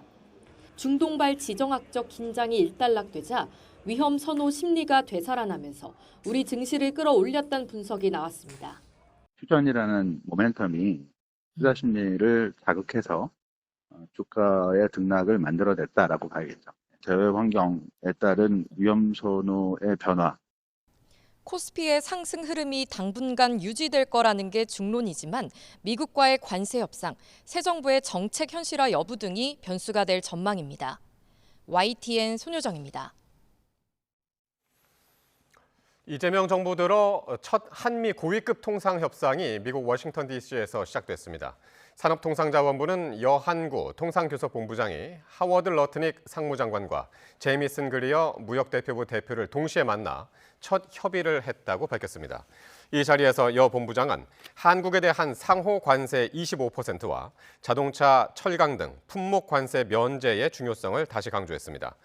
이와 함께 조속한 시일 안에 상호 호혜적 합의를 도출하자는 의지를 재확인했습니다. 빅3 대형 병원 전공의들이 정부와 협상이 이어진다면 일단 병원에 복귀할 수 있다는 뜻을 밝혔습니다. 전공의 숫자가 많은 빅3 병원의 이탈에 박단 비대위원장은 사퇴 의사를 표명했습니다. 보도에 염혜원 기자입니다. 윤석열 정부의 의대 증원에 맞서 전공의들의 사직을 주도해온 박단 대한전공의협의회 비대위원장이 자리에서 물러났습니다. 박 위원장은 전공의협의회 대의원들에게 1년 반 동안 최선을 다했는데 실망만 안겼다며 모든 것은 자신의 불찰이라고 사과했습니다. 박 위원장의 사퇴엔 최근 들어 급격하게 바뀐 전공의들의 기류가 작용한 것으로 보입니다. 특히 사퇴 의사표명 직전 서울대병원과 서울 아산병원, 세브란스병원 전공의 대표들이 언론 인터뷰를 통해 조건부 복귀 의사를 밝힌 게 직격탄이 됐습니다. 이들은 정부가 정책 의사결정 논의 과정에 전공의 참여를 보장하고 수련 환경 개선 의지를 보인다면 병원으로 복귀할 의사가 있다고 밝혔습니다. 전공의들은 지난해 병원을 떠난 뒤 의대 증원 백지화 등 7대 요구안을 조건으로 제시해왔지만 지금 시점에서 이를 고수하지는 않겠다고 말했습니다. 이들 3개 대형 병원뿐만 아니라 고려대 의료원까지 4개 병원 전공의들이 함께 정부와 대화할 준비가 돼 있다는 입장문도 발표했습니다. 1년 반 가까이 유지해온 전공의들의 강경 기조에 변화가 생긴 겁니다. 하반기 전공의 모집이 시작되는 7월 말까지 시간이 얼마 남지 않은 것도 입장 변화에 영향을 미친 것으로 보입니다. 이에 따라 정부와의 대화 창구가 될 새로운 비대위도 빠르게 꾸려질 전망입니다. 전공의들은 이번 주 토요일까지 온 오프라인 대의원 총회를 잇따라 열고 새로운 지도부 구성을 논의할 계획입니다. YTN 염혜원입니다. 새벽 시간 부산의 한 아파트에서 불이 나 연기를 마신 초등학생 언니가 숨지고 동생은 중태에 빠졌습니다. 부모가 새벽 일을 위해 집을 비운 지 10여 분 만에 불이 시작됐는데 경찰은 화재 원인을 조사하고 있습니다. 보도에 차상은 기자입니다. 창밖으로 시뻘건 불길이 솟구치고 밖에는 출동한 소방차들이 가득합니다. 부산 진구에 있는 아파트에서 불이 난 건 새벽 4시 10분쯤. 소방관들이 불이 난 세대에 들어갔을 때 한 치 앞도 보이지 않을 정도로 내부는 연기로 가득 찬 상태였습니다. 불이 나자 주민들은 아파트 밖으로 모두 대피했지만 초등학생 자매는 집 밖으로 빠져나오지 못했습니다. 자매는 안방에서 발견돼 바로 병원으로 이송됐지만 10살인 언니는 숨졌고 7살 동생은 중태입니다. 침대에 있던 여아를 발견했고 다시 더듬어서 저 아래 바닥에서 자고 있던 여아를 검색해서 당시에는 호흡 맥박이 없었고 CPR 응급 상황이 있습니다. 주민들은 어린 자매가 평소 인사성이 밝고 착했다며 안타까운 마음을 감추지 못했습니다. 연령대 높은 분들이 많이 사시는데 애들 보면 항상 이뻐라 하고 우리 할머니들이 이뻐라 하고 하다 보니까 인사성이 밝아가지고 할머니들 보면 꼭 인사하고 하고. 소방당국은 불이 거실에서 시작해 안방과 주방으로 번진 거로 보고 있습니다. 화재 당시 자매 아버지와 어머니는 집에 없었습니다. 새벽에 일터로 나선 지 10여 분 만에 화마가 자매가 자던 집을 덮친 겁니다. 경찰은 소방과 합동 감식을 진행하고 정확한 경위를 조사하고 있습니다. 부산 진구는 사회복지 공동모금회를 통해 치료받고 있는 동생에게 의료비를 지원할 계획이라고 밝혔습니다. YTN 차상입니다. 과속 단속에 상습적으로 적발된 데 불만을 품은 40대 남성이 차량을 몰고 경찰서 건물로 돌진했습니다. 현행범으로 체포된 남성은 올해만 12차례나 과속운전으로 적발돼 화가 나 범행을 저질렀다고 진술했습니다. 보도에 오선열 기자입니다. 검은색 SUV 차량이 경찰서 현관을 부수고 돌진합니다. 갑자기 들이닥친 차량은 로비를 지나 안쪽 벽에 충돌하고서야 겨우 멈춰섭니다. 저녁 8시 20분쯤 41살 남성 A씨가 차량을 몰고 순천경찰서를 들이받았습니다. 돌진한 차량은 앞범퍼와 사이드미러 등이 파손됐습니다. 다행히 인명피해는 발생하지 않았지만 경찰서 현관 유리문은 모두 부서졌고 내부 벽도 움푹 패였습니다. 현행범 체포된 남성은 음주나 약물 복용 상태는 아닌 것으로 파악됐습니다. 경찰 조사에서 A씨는 과속 카메라에 자주 적발된 것이 화가 나 범행을 저질렀다고 진술했습니다. 자영업을 하며 화물차 등 차량 2대를 보유한 A씨는 최근 5년 사이 고흥과 순천 등에서 36차례 과속 카메라에 적발됐습니다. 올해 들어서도 12차례 과속을 하다 적발됐습니다. 36건 찍히고 올해만 한 12건 정도 찍혔더라고요. 6월 11일 날 찍힌 거 아직 납부 안 됐는데 그 통지서가 왔대요, 집으로. 그 통지서 보는 순간에 열이 받아갖고. 경찰은 A씨에 대해 특수건조물 침입 등의 혐의로 구속영장을 신청할 방침입니다. YTN 오선일입니다. 인천 남동경찰서는 어제 오후 2시쯤 관내 초등학교에서 자원봉사자 A씨가 장애 학생을 폭행했다는 신고를 접수해 수사하고 있다고 밝혔습니다.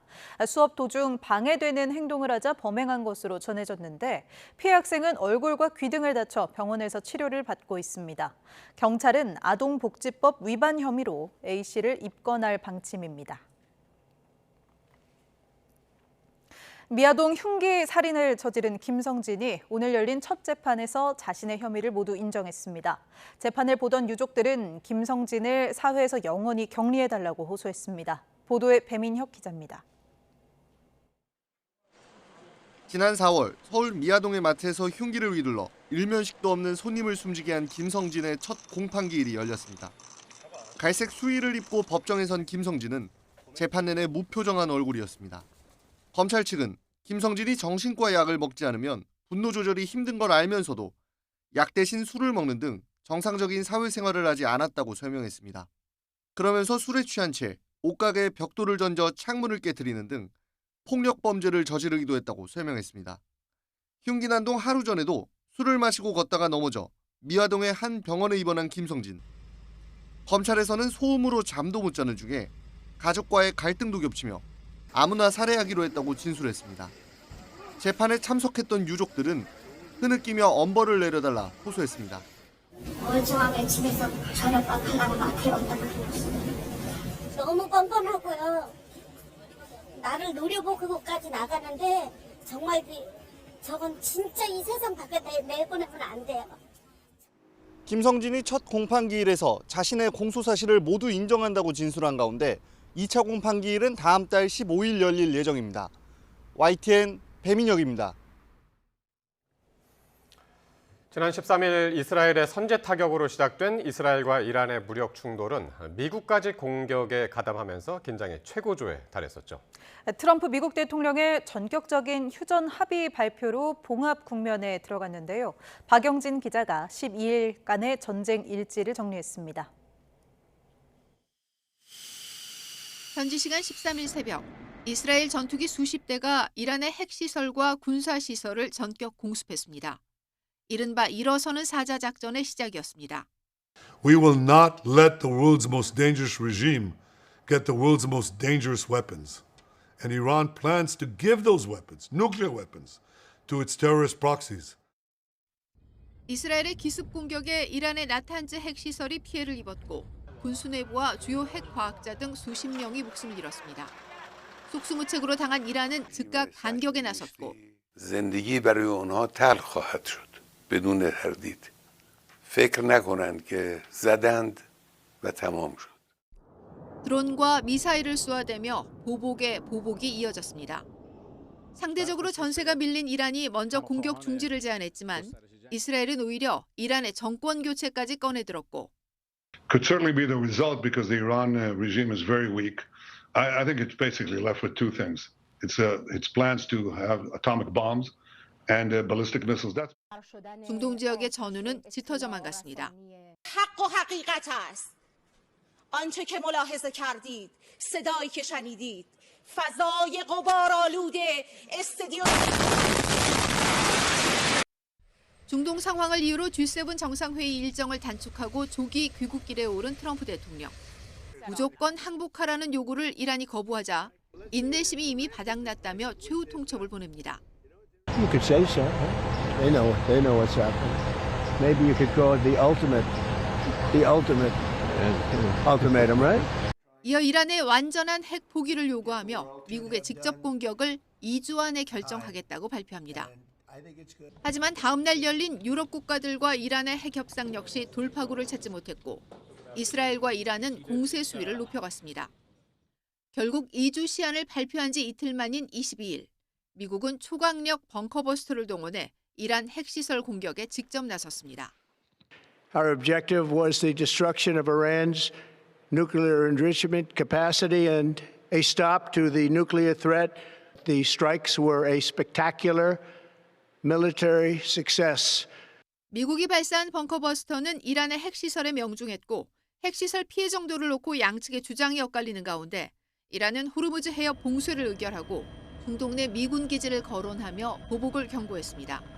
미국의 공습 하루 만에 이란은 카타르 미군 기지를 향해 미사일 공격을 감행했지만 미국과 카타르의 사전 통보된 절제된 공격이었습니다.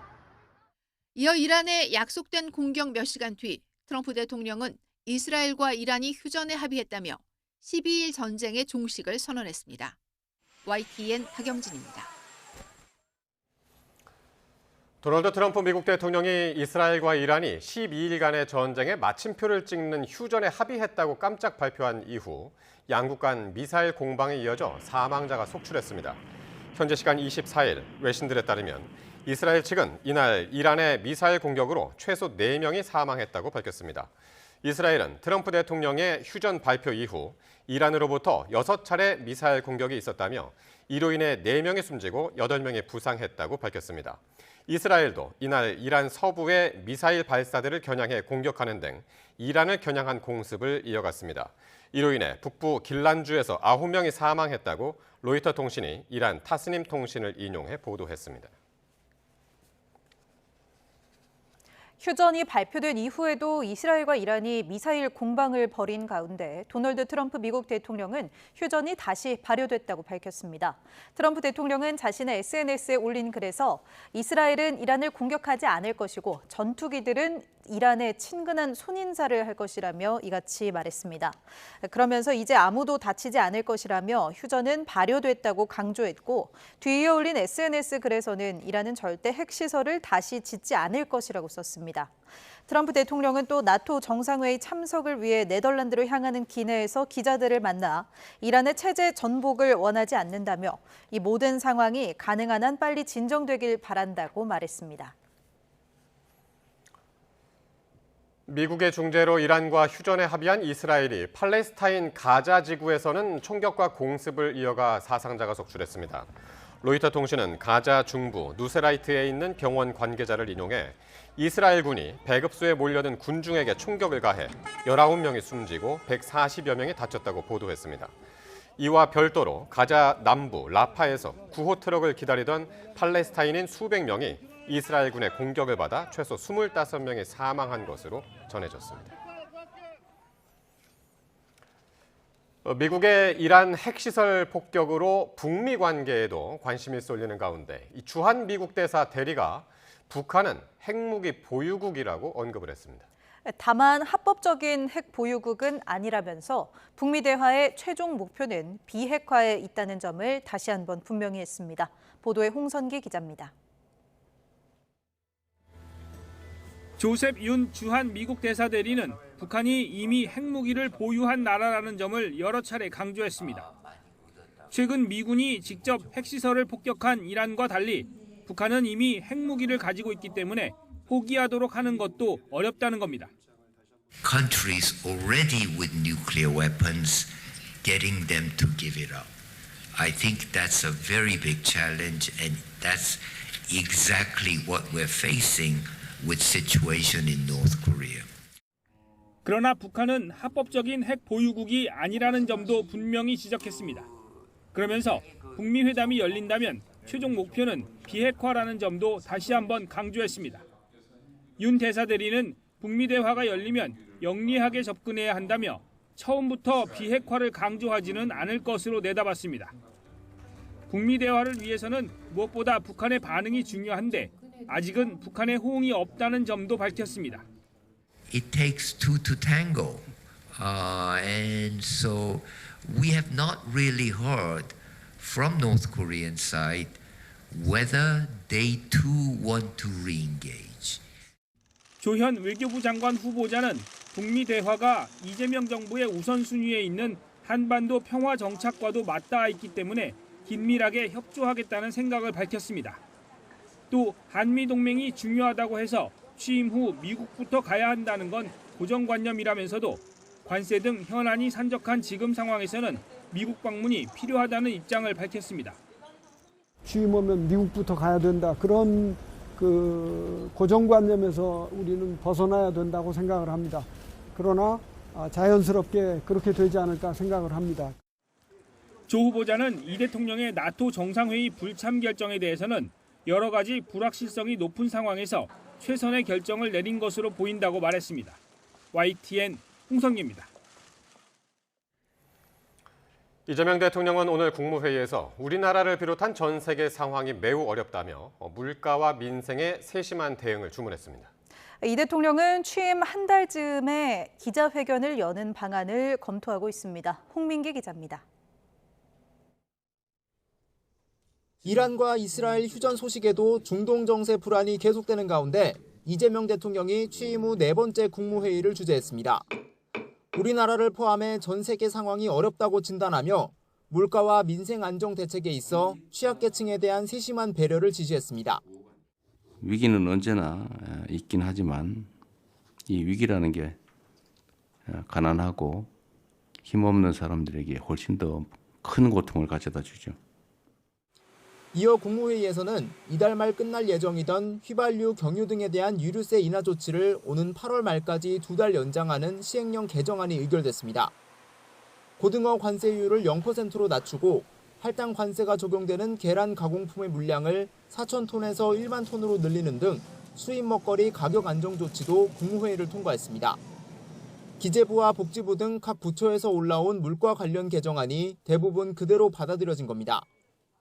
탄력세율과 할당 관세 관련 부분은 물가 안정과 민생 회복을 위해서 좀 긴급하게 안건으로 올라온 내용이기도 합니다. 그러니까 국무회의 내용에 어느 정도 이미 반영이 되어 있고. 이 대통령은 또 6.25 전쟁 발발 75주년을 맞아 특별한 희생을 치른 분들에게 충분한 보상과 예우가 있는지 다시 점검해보라고 지시하기도 했습니다. 평화가 곧 경제고 밥이라며 싸울 필요가 없는 상태를 만드는 것이 곧 가장 확실한 안보라고 강조했습니다. 대통령실은 또 조만간 이 대통령의 기자회견이 있을 거라고 밝혔습니다. 취임 뒤 100일에 첫 기자회견을 열었던 과거 대통령들보다 빠른 건데 대통령실 관계자는 대국민 소통을 강화하려는 차원이라고 설명했습니다. YTN 홍민기입니다. 이재명 대통령이 자신의 지난 대선 공약이기도 했던 해양수산부 이전에 드라이브를 걸고 있습니다. 올해 안에 해수부를 부산으로 옮길 수 있는 방안 마련을 지시한 건데 내년 지방선거를 염두에 둔 행보라는 해석이 나왔습니다. 정인용 기자입니다. 이재명 대통령은 국무회의에서 경제와 안보뿐 아니라 해양수산부 이전 문제도 언급했습니다. 지난 대선 후보 시절 지역균형 발전 공약이었던 해수부 부산 이전을 취임 이튿날 첫 국무회의에 이어 재차 꺼내들며 연내 이행을 촉구한 겁니다. 해양수산부 장관에게 되도록 빠른 이전에 대해서 방법을 알아봐 달라라고 얘기했고 내년에는 전국 지방선거를 앞두고 있는 만큼 PK 민심을 끌어안기 위한 것 아니냐는 해석도 나왔습니다. 당장 새 청사를 건설하기에는 시간이 촉박한 만큼 이 대통령은 임대 방식이 되더라도 이전 완료에 무게를 실은 걸로 알려졌습니다. 특히 새 해수부 장관 후보자로 부산 출신 민주당 전재수 의원을 지명한 직후 나온 지시여서 이전 작업이 곧 현실화할 걸로 보입니다. 현직인 강도영 장관이 주도적으로 계획을 수립하고 전재수 후보자가 마침표를 찍을 걸로 예상됩니다. 해양수산부 장관은 여러 부분에 있어서 A부터 Z까지 답은 준비되어 있다라고는 대답을 하면서 그 부분에 대해서는 점검을 해보기로 했고요. 이 대통령은 각 부처 업무에서도 속도감을 강조했습니다. 부처 간 칸막이를 없애 협업으로 해결책을 찾고 협의가 안 되면 보고를 해달라고 당부한 걸로 알려졌습니다. 이 대통령은 다른 주요 회의 석상에서와 마찬가지로 국무회의에서 또 한 번 공직자의 자세를 언급했습니다. 작은 관심이나 판단에 의해 누군가는 죽고 살 수도 있다며 그런 책임감으로 최선을 다해달라고 요청했습니다. YTN 정인용입니다. 대통령실은 호국 보훈의 달을 맞아 이재명 대통령이 국가유공자 등 160여 명을 청와대로 초청해 오찬을 함께할 예정이라고 밝혔습니다. 대통령실은 이번 행사는 나라를 위해 희생하신 영웅들을 기리고 국가가 보답하겠다는 뜻을 다짐하는 자리라고 설명했습니다. 이번 행사는 이 대통령 취임 뒤 처음으로 청와대에서 열리는 행사가 될 전망입니다.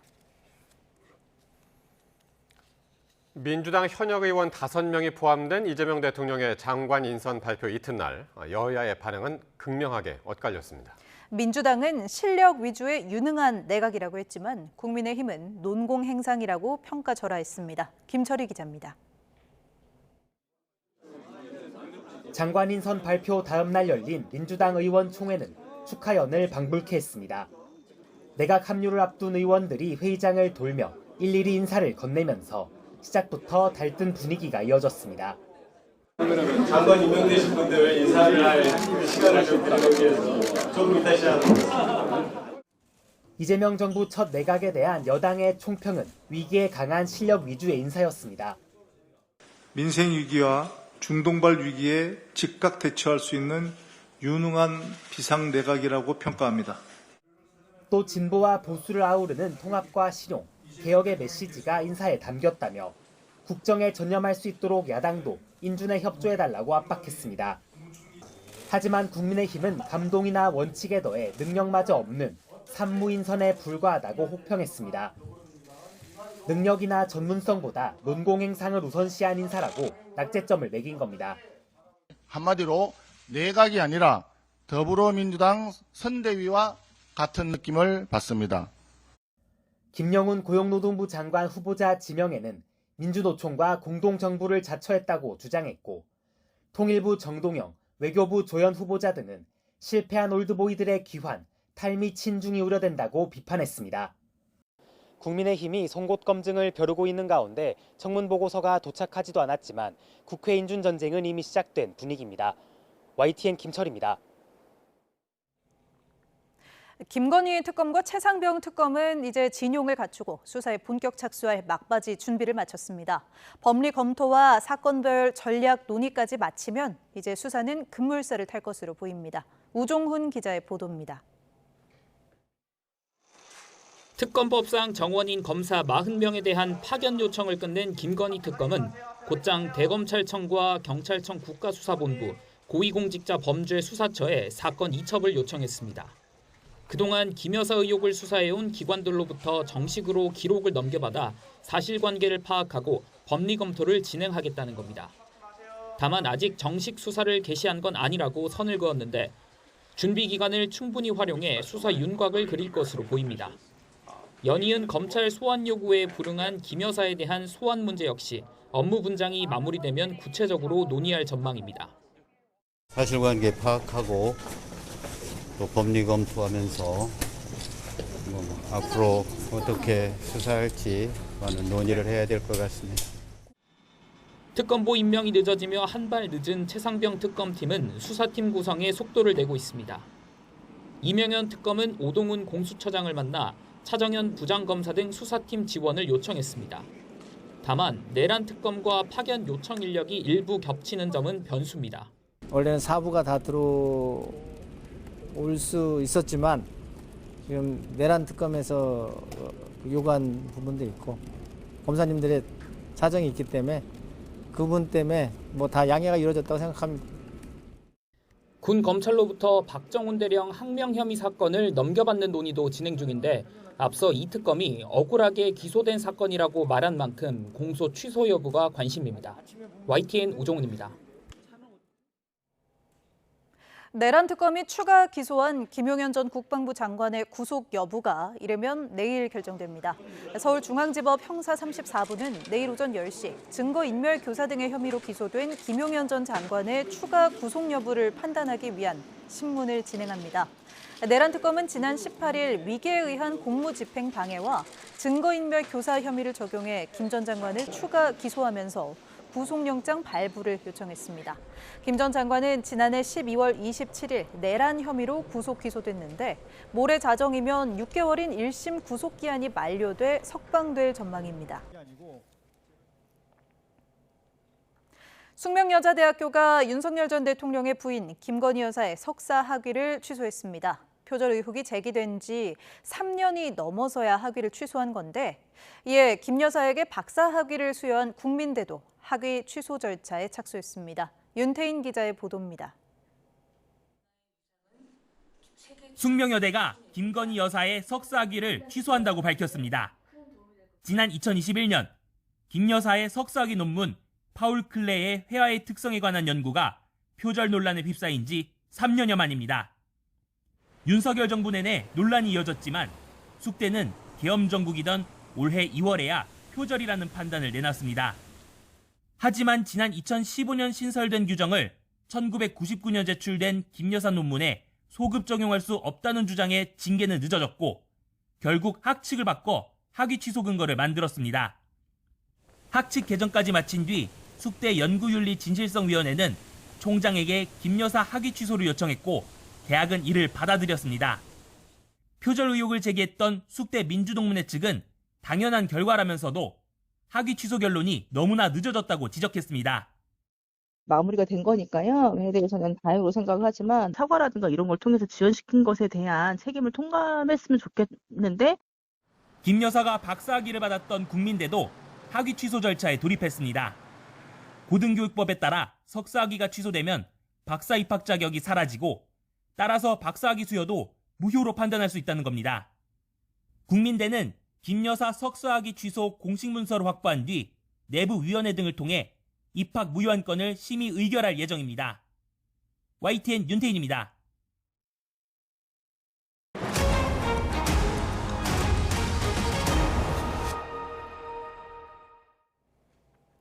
서울 아파트값이 고공행진하는 가운데 상승세가 노원, 도봉, 강북 등 서울 외곽 지역까지도 확산하고 있습니다.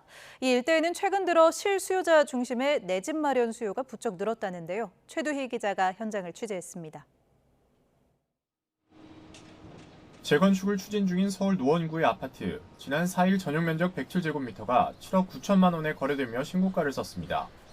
호가는 이보다 더 높은 수준에 형성돼 있는데 이 일대 아파트 단지엔 최근 실수요자들의 내 집 마련 움직임이 활발해졌습니다.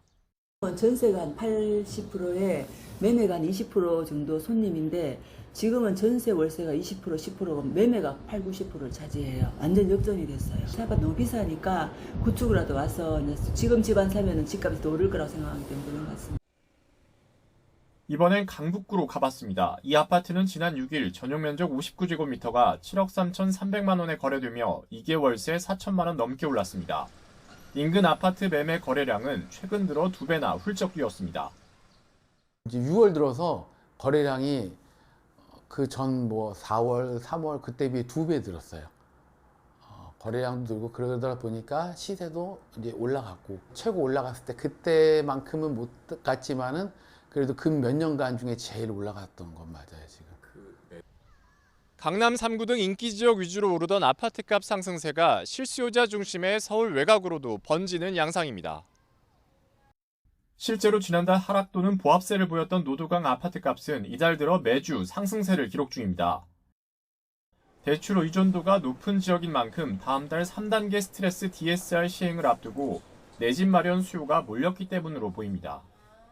7월에 이제 시행 예정인 이제 스트레스 DSR 3단계 시행 전에 대출을 좀 승인을 받아서 빨리 내 집 마련을 하겠다라는 의도로 분석을 할 수 있을 것 같아요. 다만 다음 달 이후 거래량이 주춤할 수 있어 상승 추이가 이어질지는 더 지켜봐야 합니다.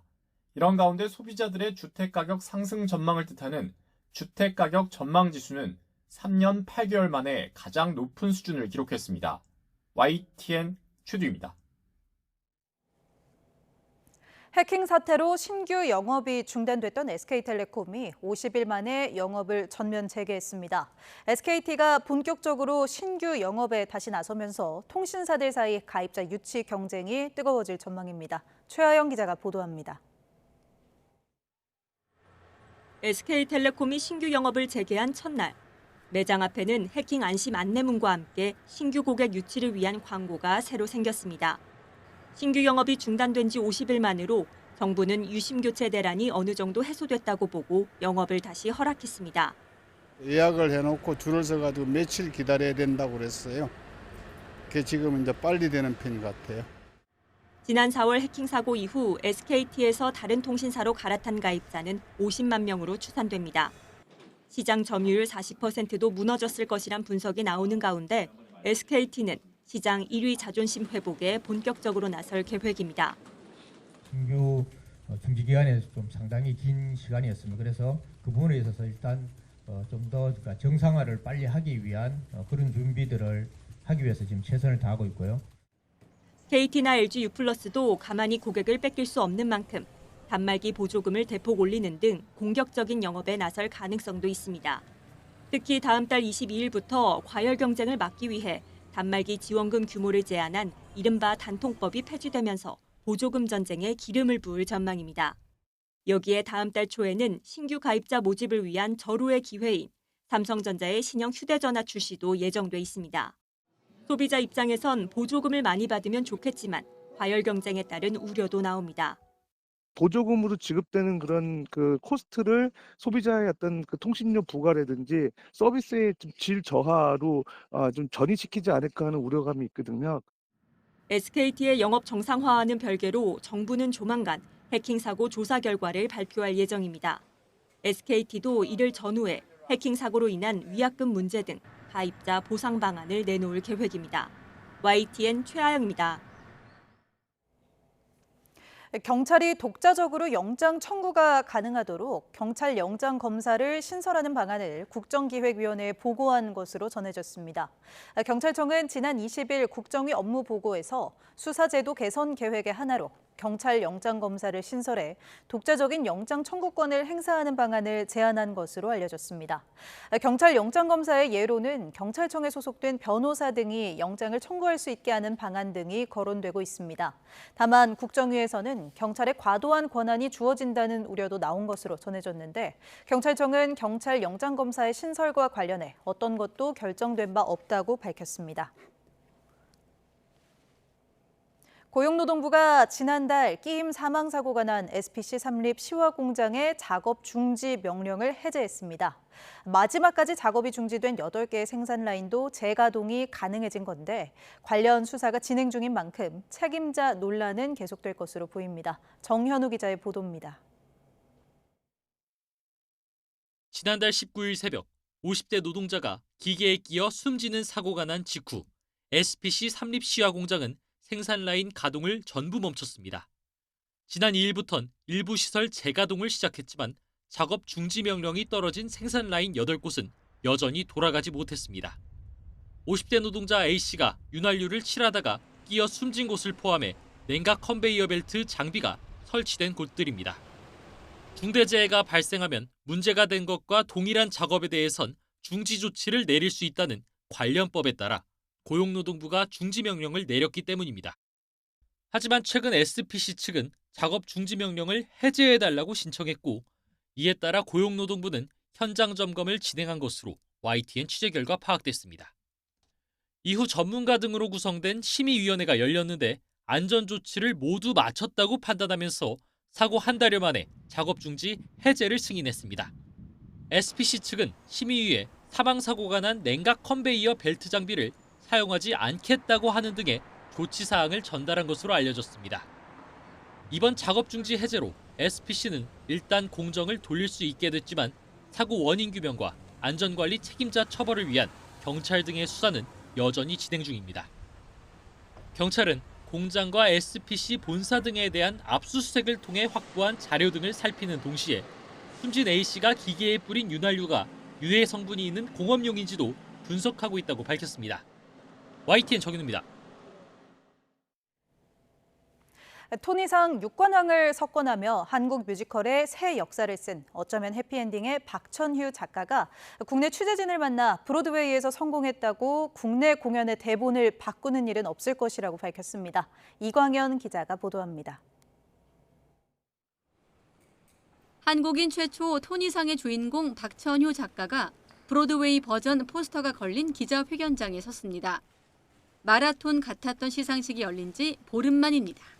상징적인 트로피가 어떻게 보면 좀 제 초라한 뉴욕의 집에 있다는 것 자체가 신기하기도 하고 그것의 무게만큼 앞으로 더 열심히 하는 창작자가 돼야 되겠구나라는 생각도 했고요. 이민자 출신으로 브로드웨이 입성 당시에는 텃세를 겪기도 했지만 한국어로 말을 거는 현지 배우들을 보면 뿌듯하다고 말합니다. 저를 붙들고 뭐 밥 먹었어요? 막 이렇게 물어보거든요, 한국어로. 이민자로서는 나의 문화가 어느 순간 이들이 공부하는 문화? 다만 토니상을 휩쓸고 브로드웨이를 평정했다고 해서 국내 공연의 틀을 바꿀 생각은 없다고 말했습니다. 브로드웨이 공연이 지금 많은 호응을 얻었다고 해서 굳이 애써서 바꾸거나 이러고 싶지 않고 우리의 정서와 우리의 감수성을 좀 지키면서 다시 오는 10월 국내에서 개막하는 10주년 무대는 브로드웨이 공연의 지침서로서 그간 함께했던 배우들이 의기투합할 예정입니다. 봐주셨던 관객분들에게는 익숙하면서도 반가운 무대가 되고 또 이번 기회로 어쩌면 해피엔딩을 알게 되셔서 새롭게 보시는 분들께는 신선한 감성을 드리기 위해서 공개할 단계는 아니지만 신작도 구상 중이라는 박천유 작가. 당분간 윌 에런슨과 함께 일 테노레 등 국내 재공연 준비에 매진할 계획입니다.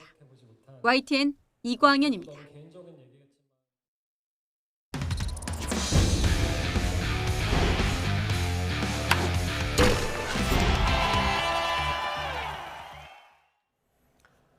프로야구 키움이 임지열의 결승 홈런을 앞세워 기아의 연승 행진을 6에서 멈춰 세웠습니다. 기아 최영우는 KBO 역대 처음으로 개인 통산 1,700타점을 올렸지만 팀의 패배로 빛이 발했습니다. 프로야구 소식 양시창 기자입니다.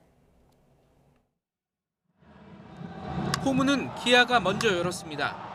1회 원아웃 1, 2루 기회를 잡은 최영우는 키움 선발 김윤하의 직구를 받아쳐 가운데 담장을 넘겼습니다. 현재 3런이자 KBO 최초로 개인 통산 1,700타점을 달성한 천금 같은 홈런. 하지만 키움은 금세 반격에 성공했습니다. 3회에 안타 5개를 몰아치며 순식간에 동점을 만들었고 다음 이닝에서 다시 안타 3개와 볼넷 2개를 골라 경기를 완전히 뒤집었습니다. 백민은 6회 말이었습니다. 야금야금 한 점씩 추격해온 기아에 동점을 헌납했지만 키움은 임지열이 벼락 같은 석점포를 터뜨리며 사실상 승부를 갈랐습니다. 제 앞에 좋은 동료들이 찬스를 만들어줘가지고 그걸 살려야 된다는 마음이 그런 스윙으로 이어지지 않았나 싶습니다. 두산은 2안타 3타점 맹타를 휘두른 양의지의 활약을 앞세워 SSG의 강우 콜드승을 챙겼습니다. 두산이 5대0으로 앞선 6회 말 우천으로 중단된 경기는 1시간 뒤 심판진에 의해 강우 콜드게임 선언으로 마무리됐습니다. 경기에 앞서 소방공무원과 가족 1,119명을 초청한 두산은 강풍을 뚫고 산불 진압에 힘쓴 손용원 소방교가 시구에 나서는 등 뜻깊은 자리를 마련해 의미를 더했습니다. YTN 양시창입니다.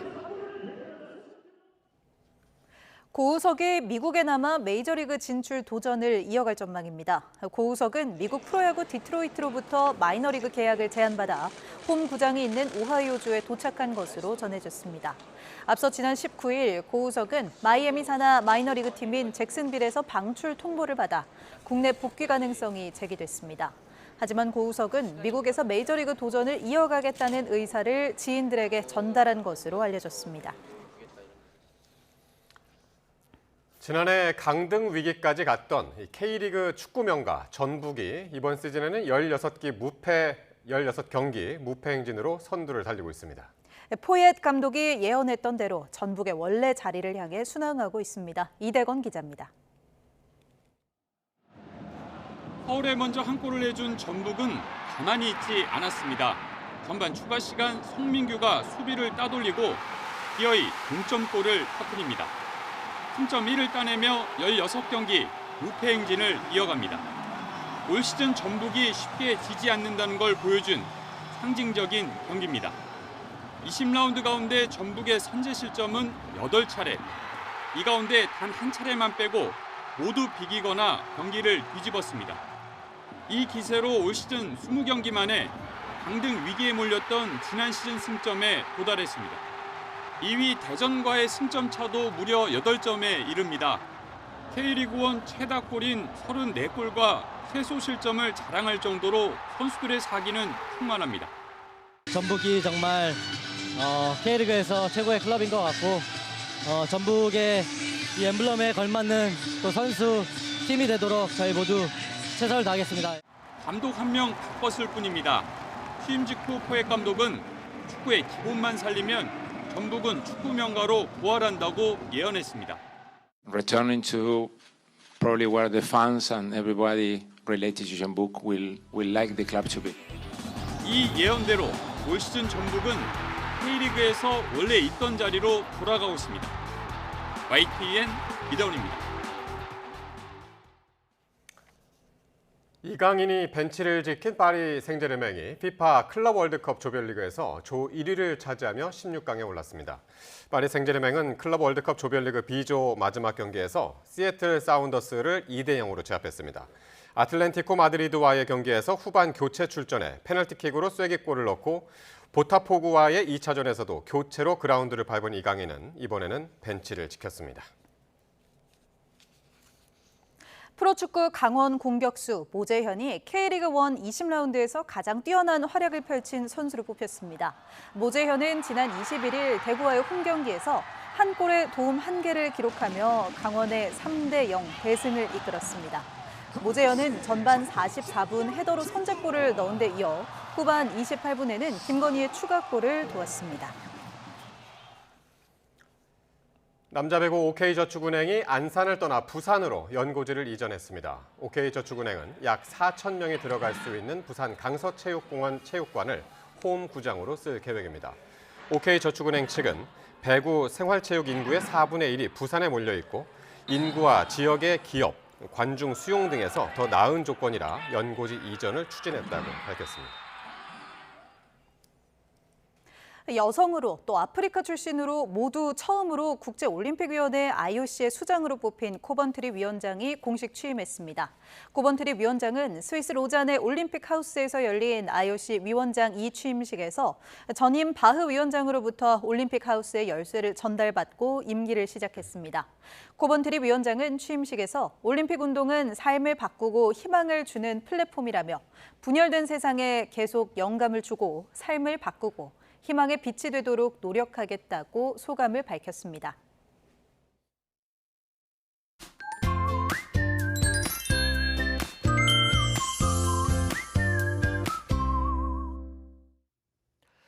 내일까지 곳곳에 장맛비가 내립니다. 호남은 새벽에 비가 대부분 그치겠지만 전북 동부와 경남은 오후까지 비가 오는 곳이 있겠고 그 밖에 내륙 곳곳에는 밤까지 산발적으로 비가 내리겠습니다. 특히 영남은 새벽까지, 수도권은 오후까지 돌풍과 벼락을 동반한 강한 비가 집중되겠습니다. 계곡이나 하천에 물이 급격히 불어날 수 있는 만큼 위험 지역으로의 접근을 자제해 주시기 바랍니다. 비의 양은 수도권과 영서, 영남에 최고 60mm, 다른 지역은 5에서 40mm가 되겠습니다. 또 해안에서는 바닷물의 높이가 높아지는 기간에 비도 내리면서 저지대 침수가 발생할 가능성도 있습니다. 침수 피해에도 대비해 주시기 바랍니다. 내일 아침 기온은 서울 21도, 광주 20도, 부산 21도로 예년과 비슷하거나 조금 높겠고 체감 온도는 이보다 더 높겠습니다.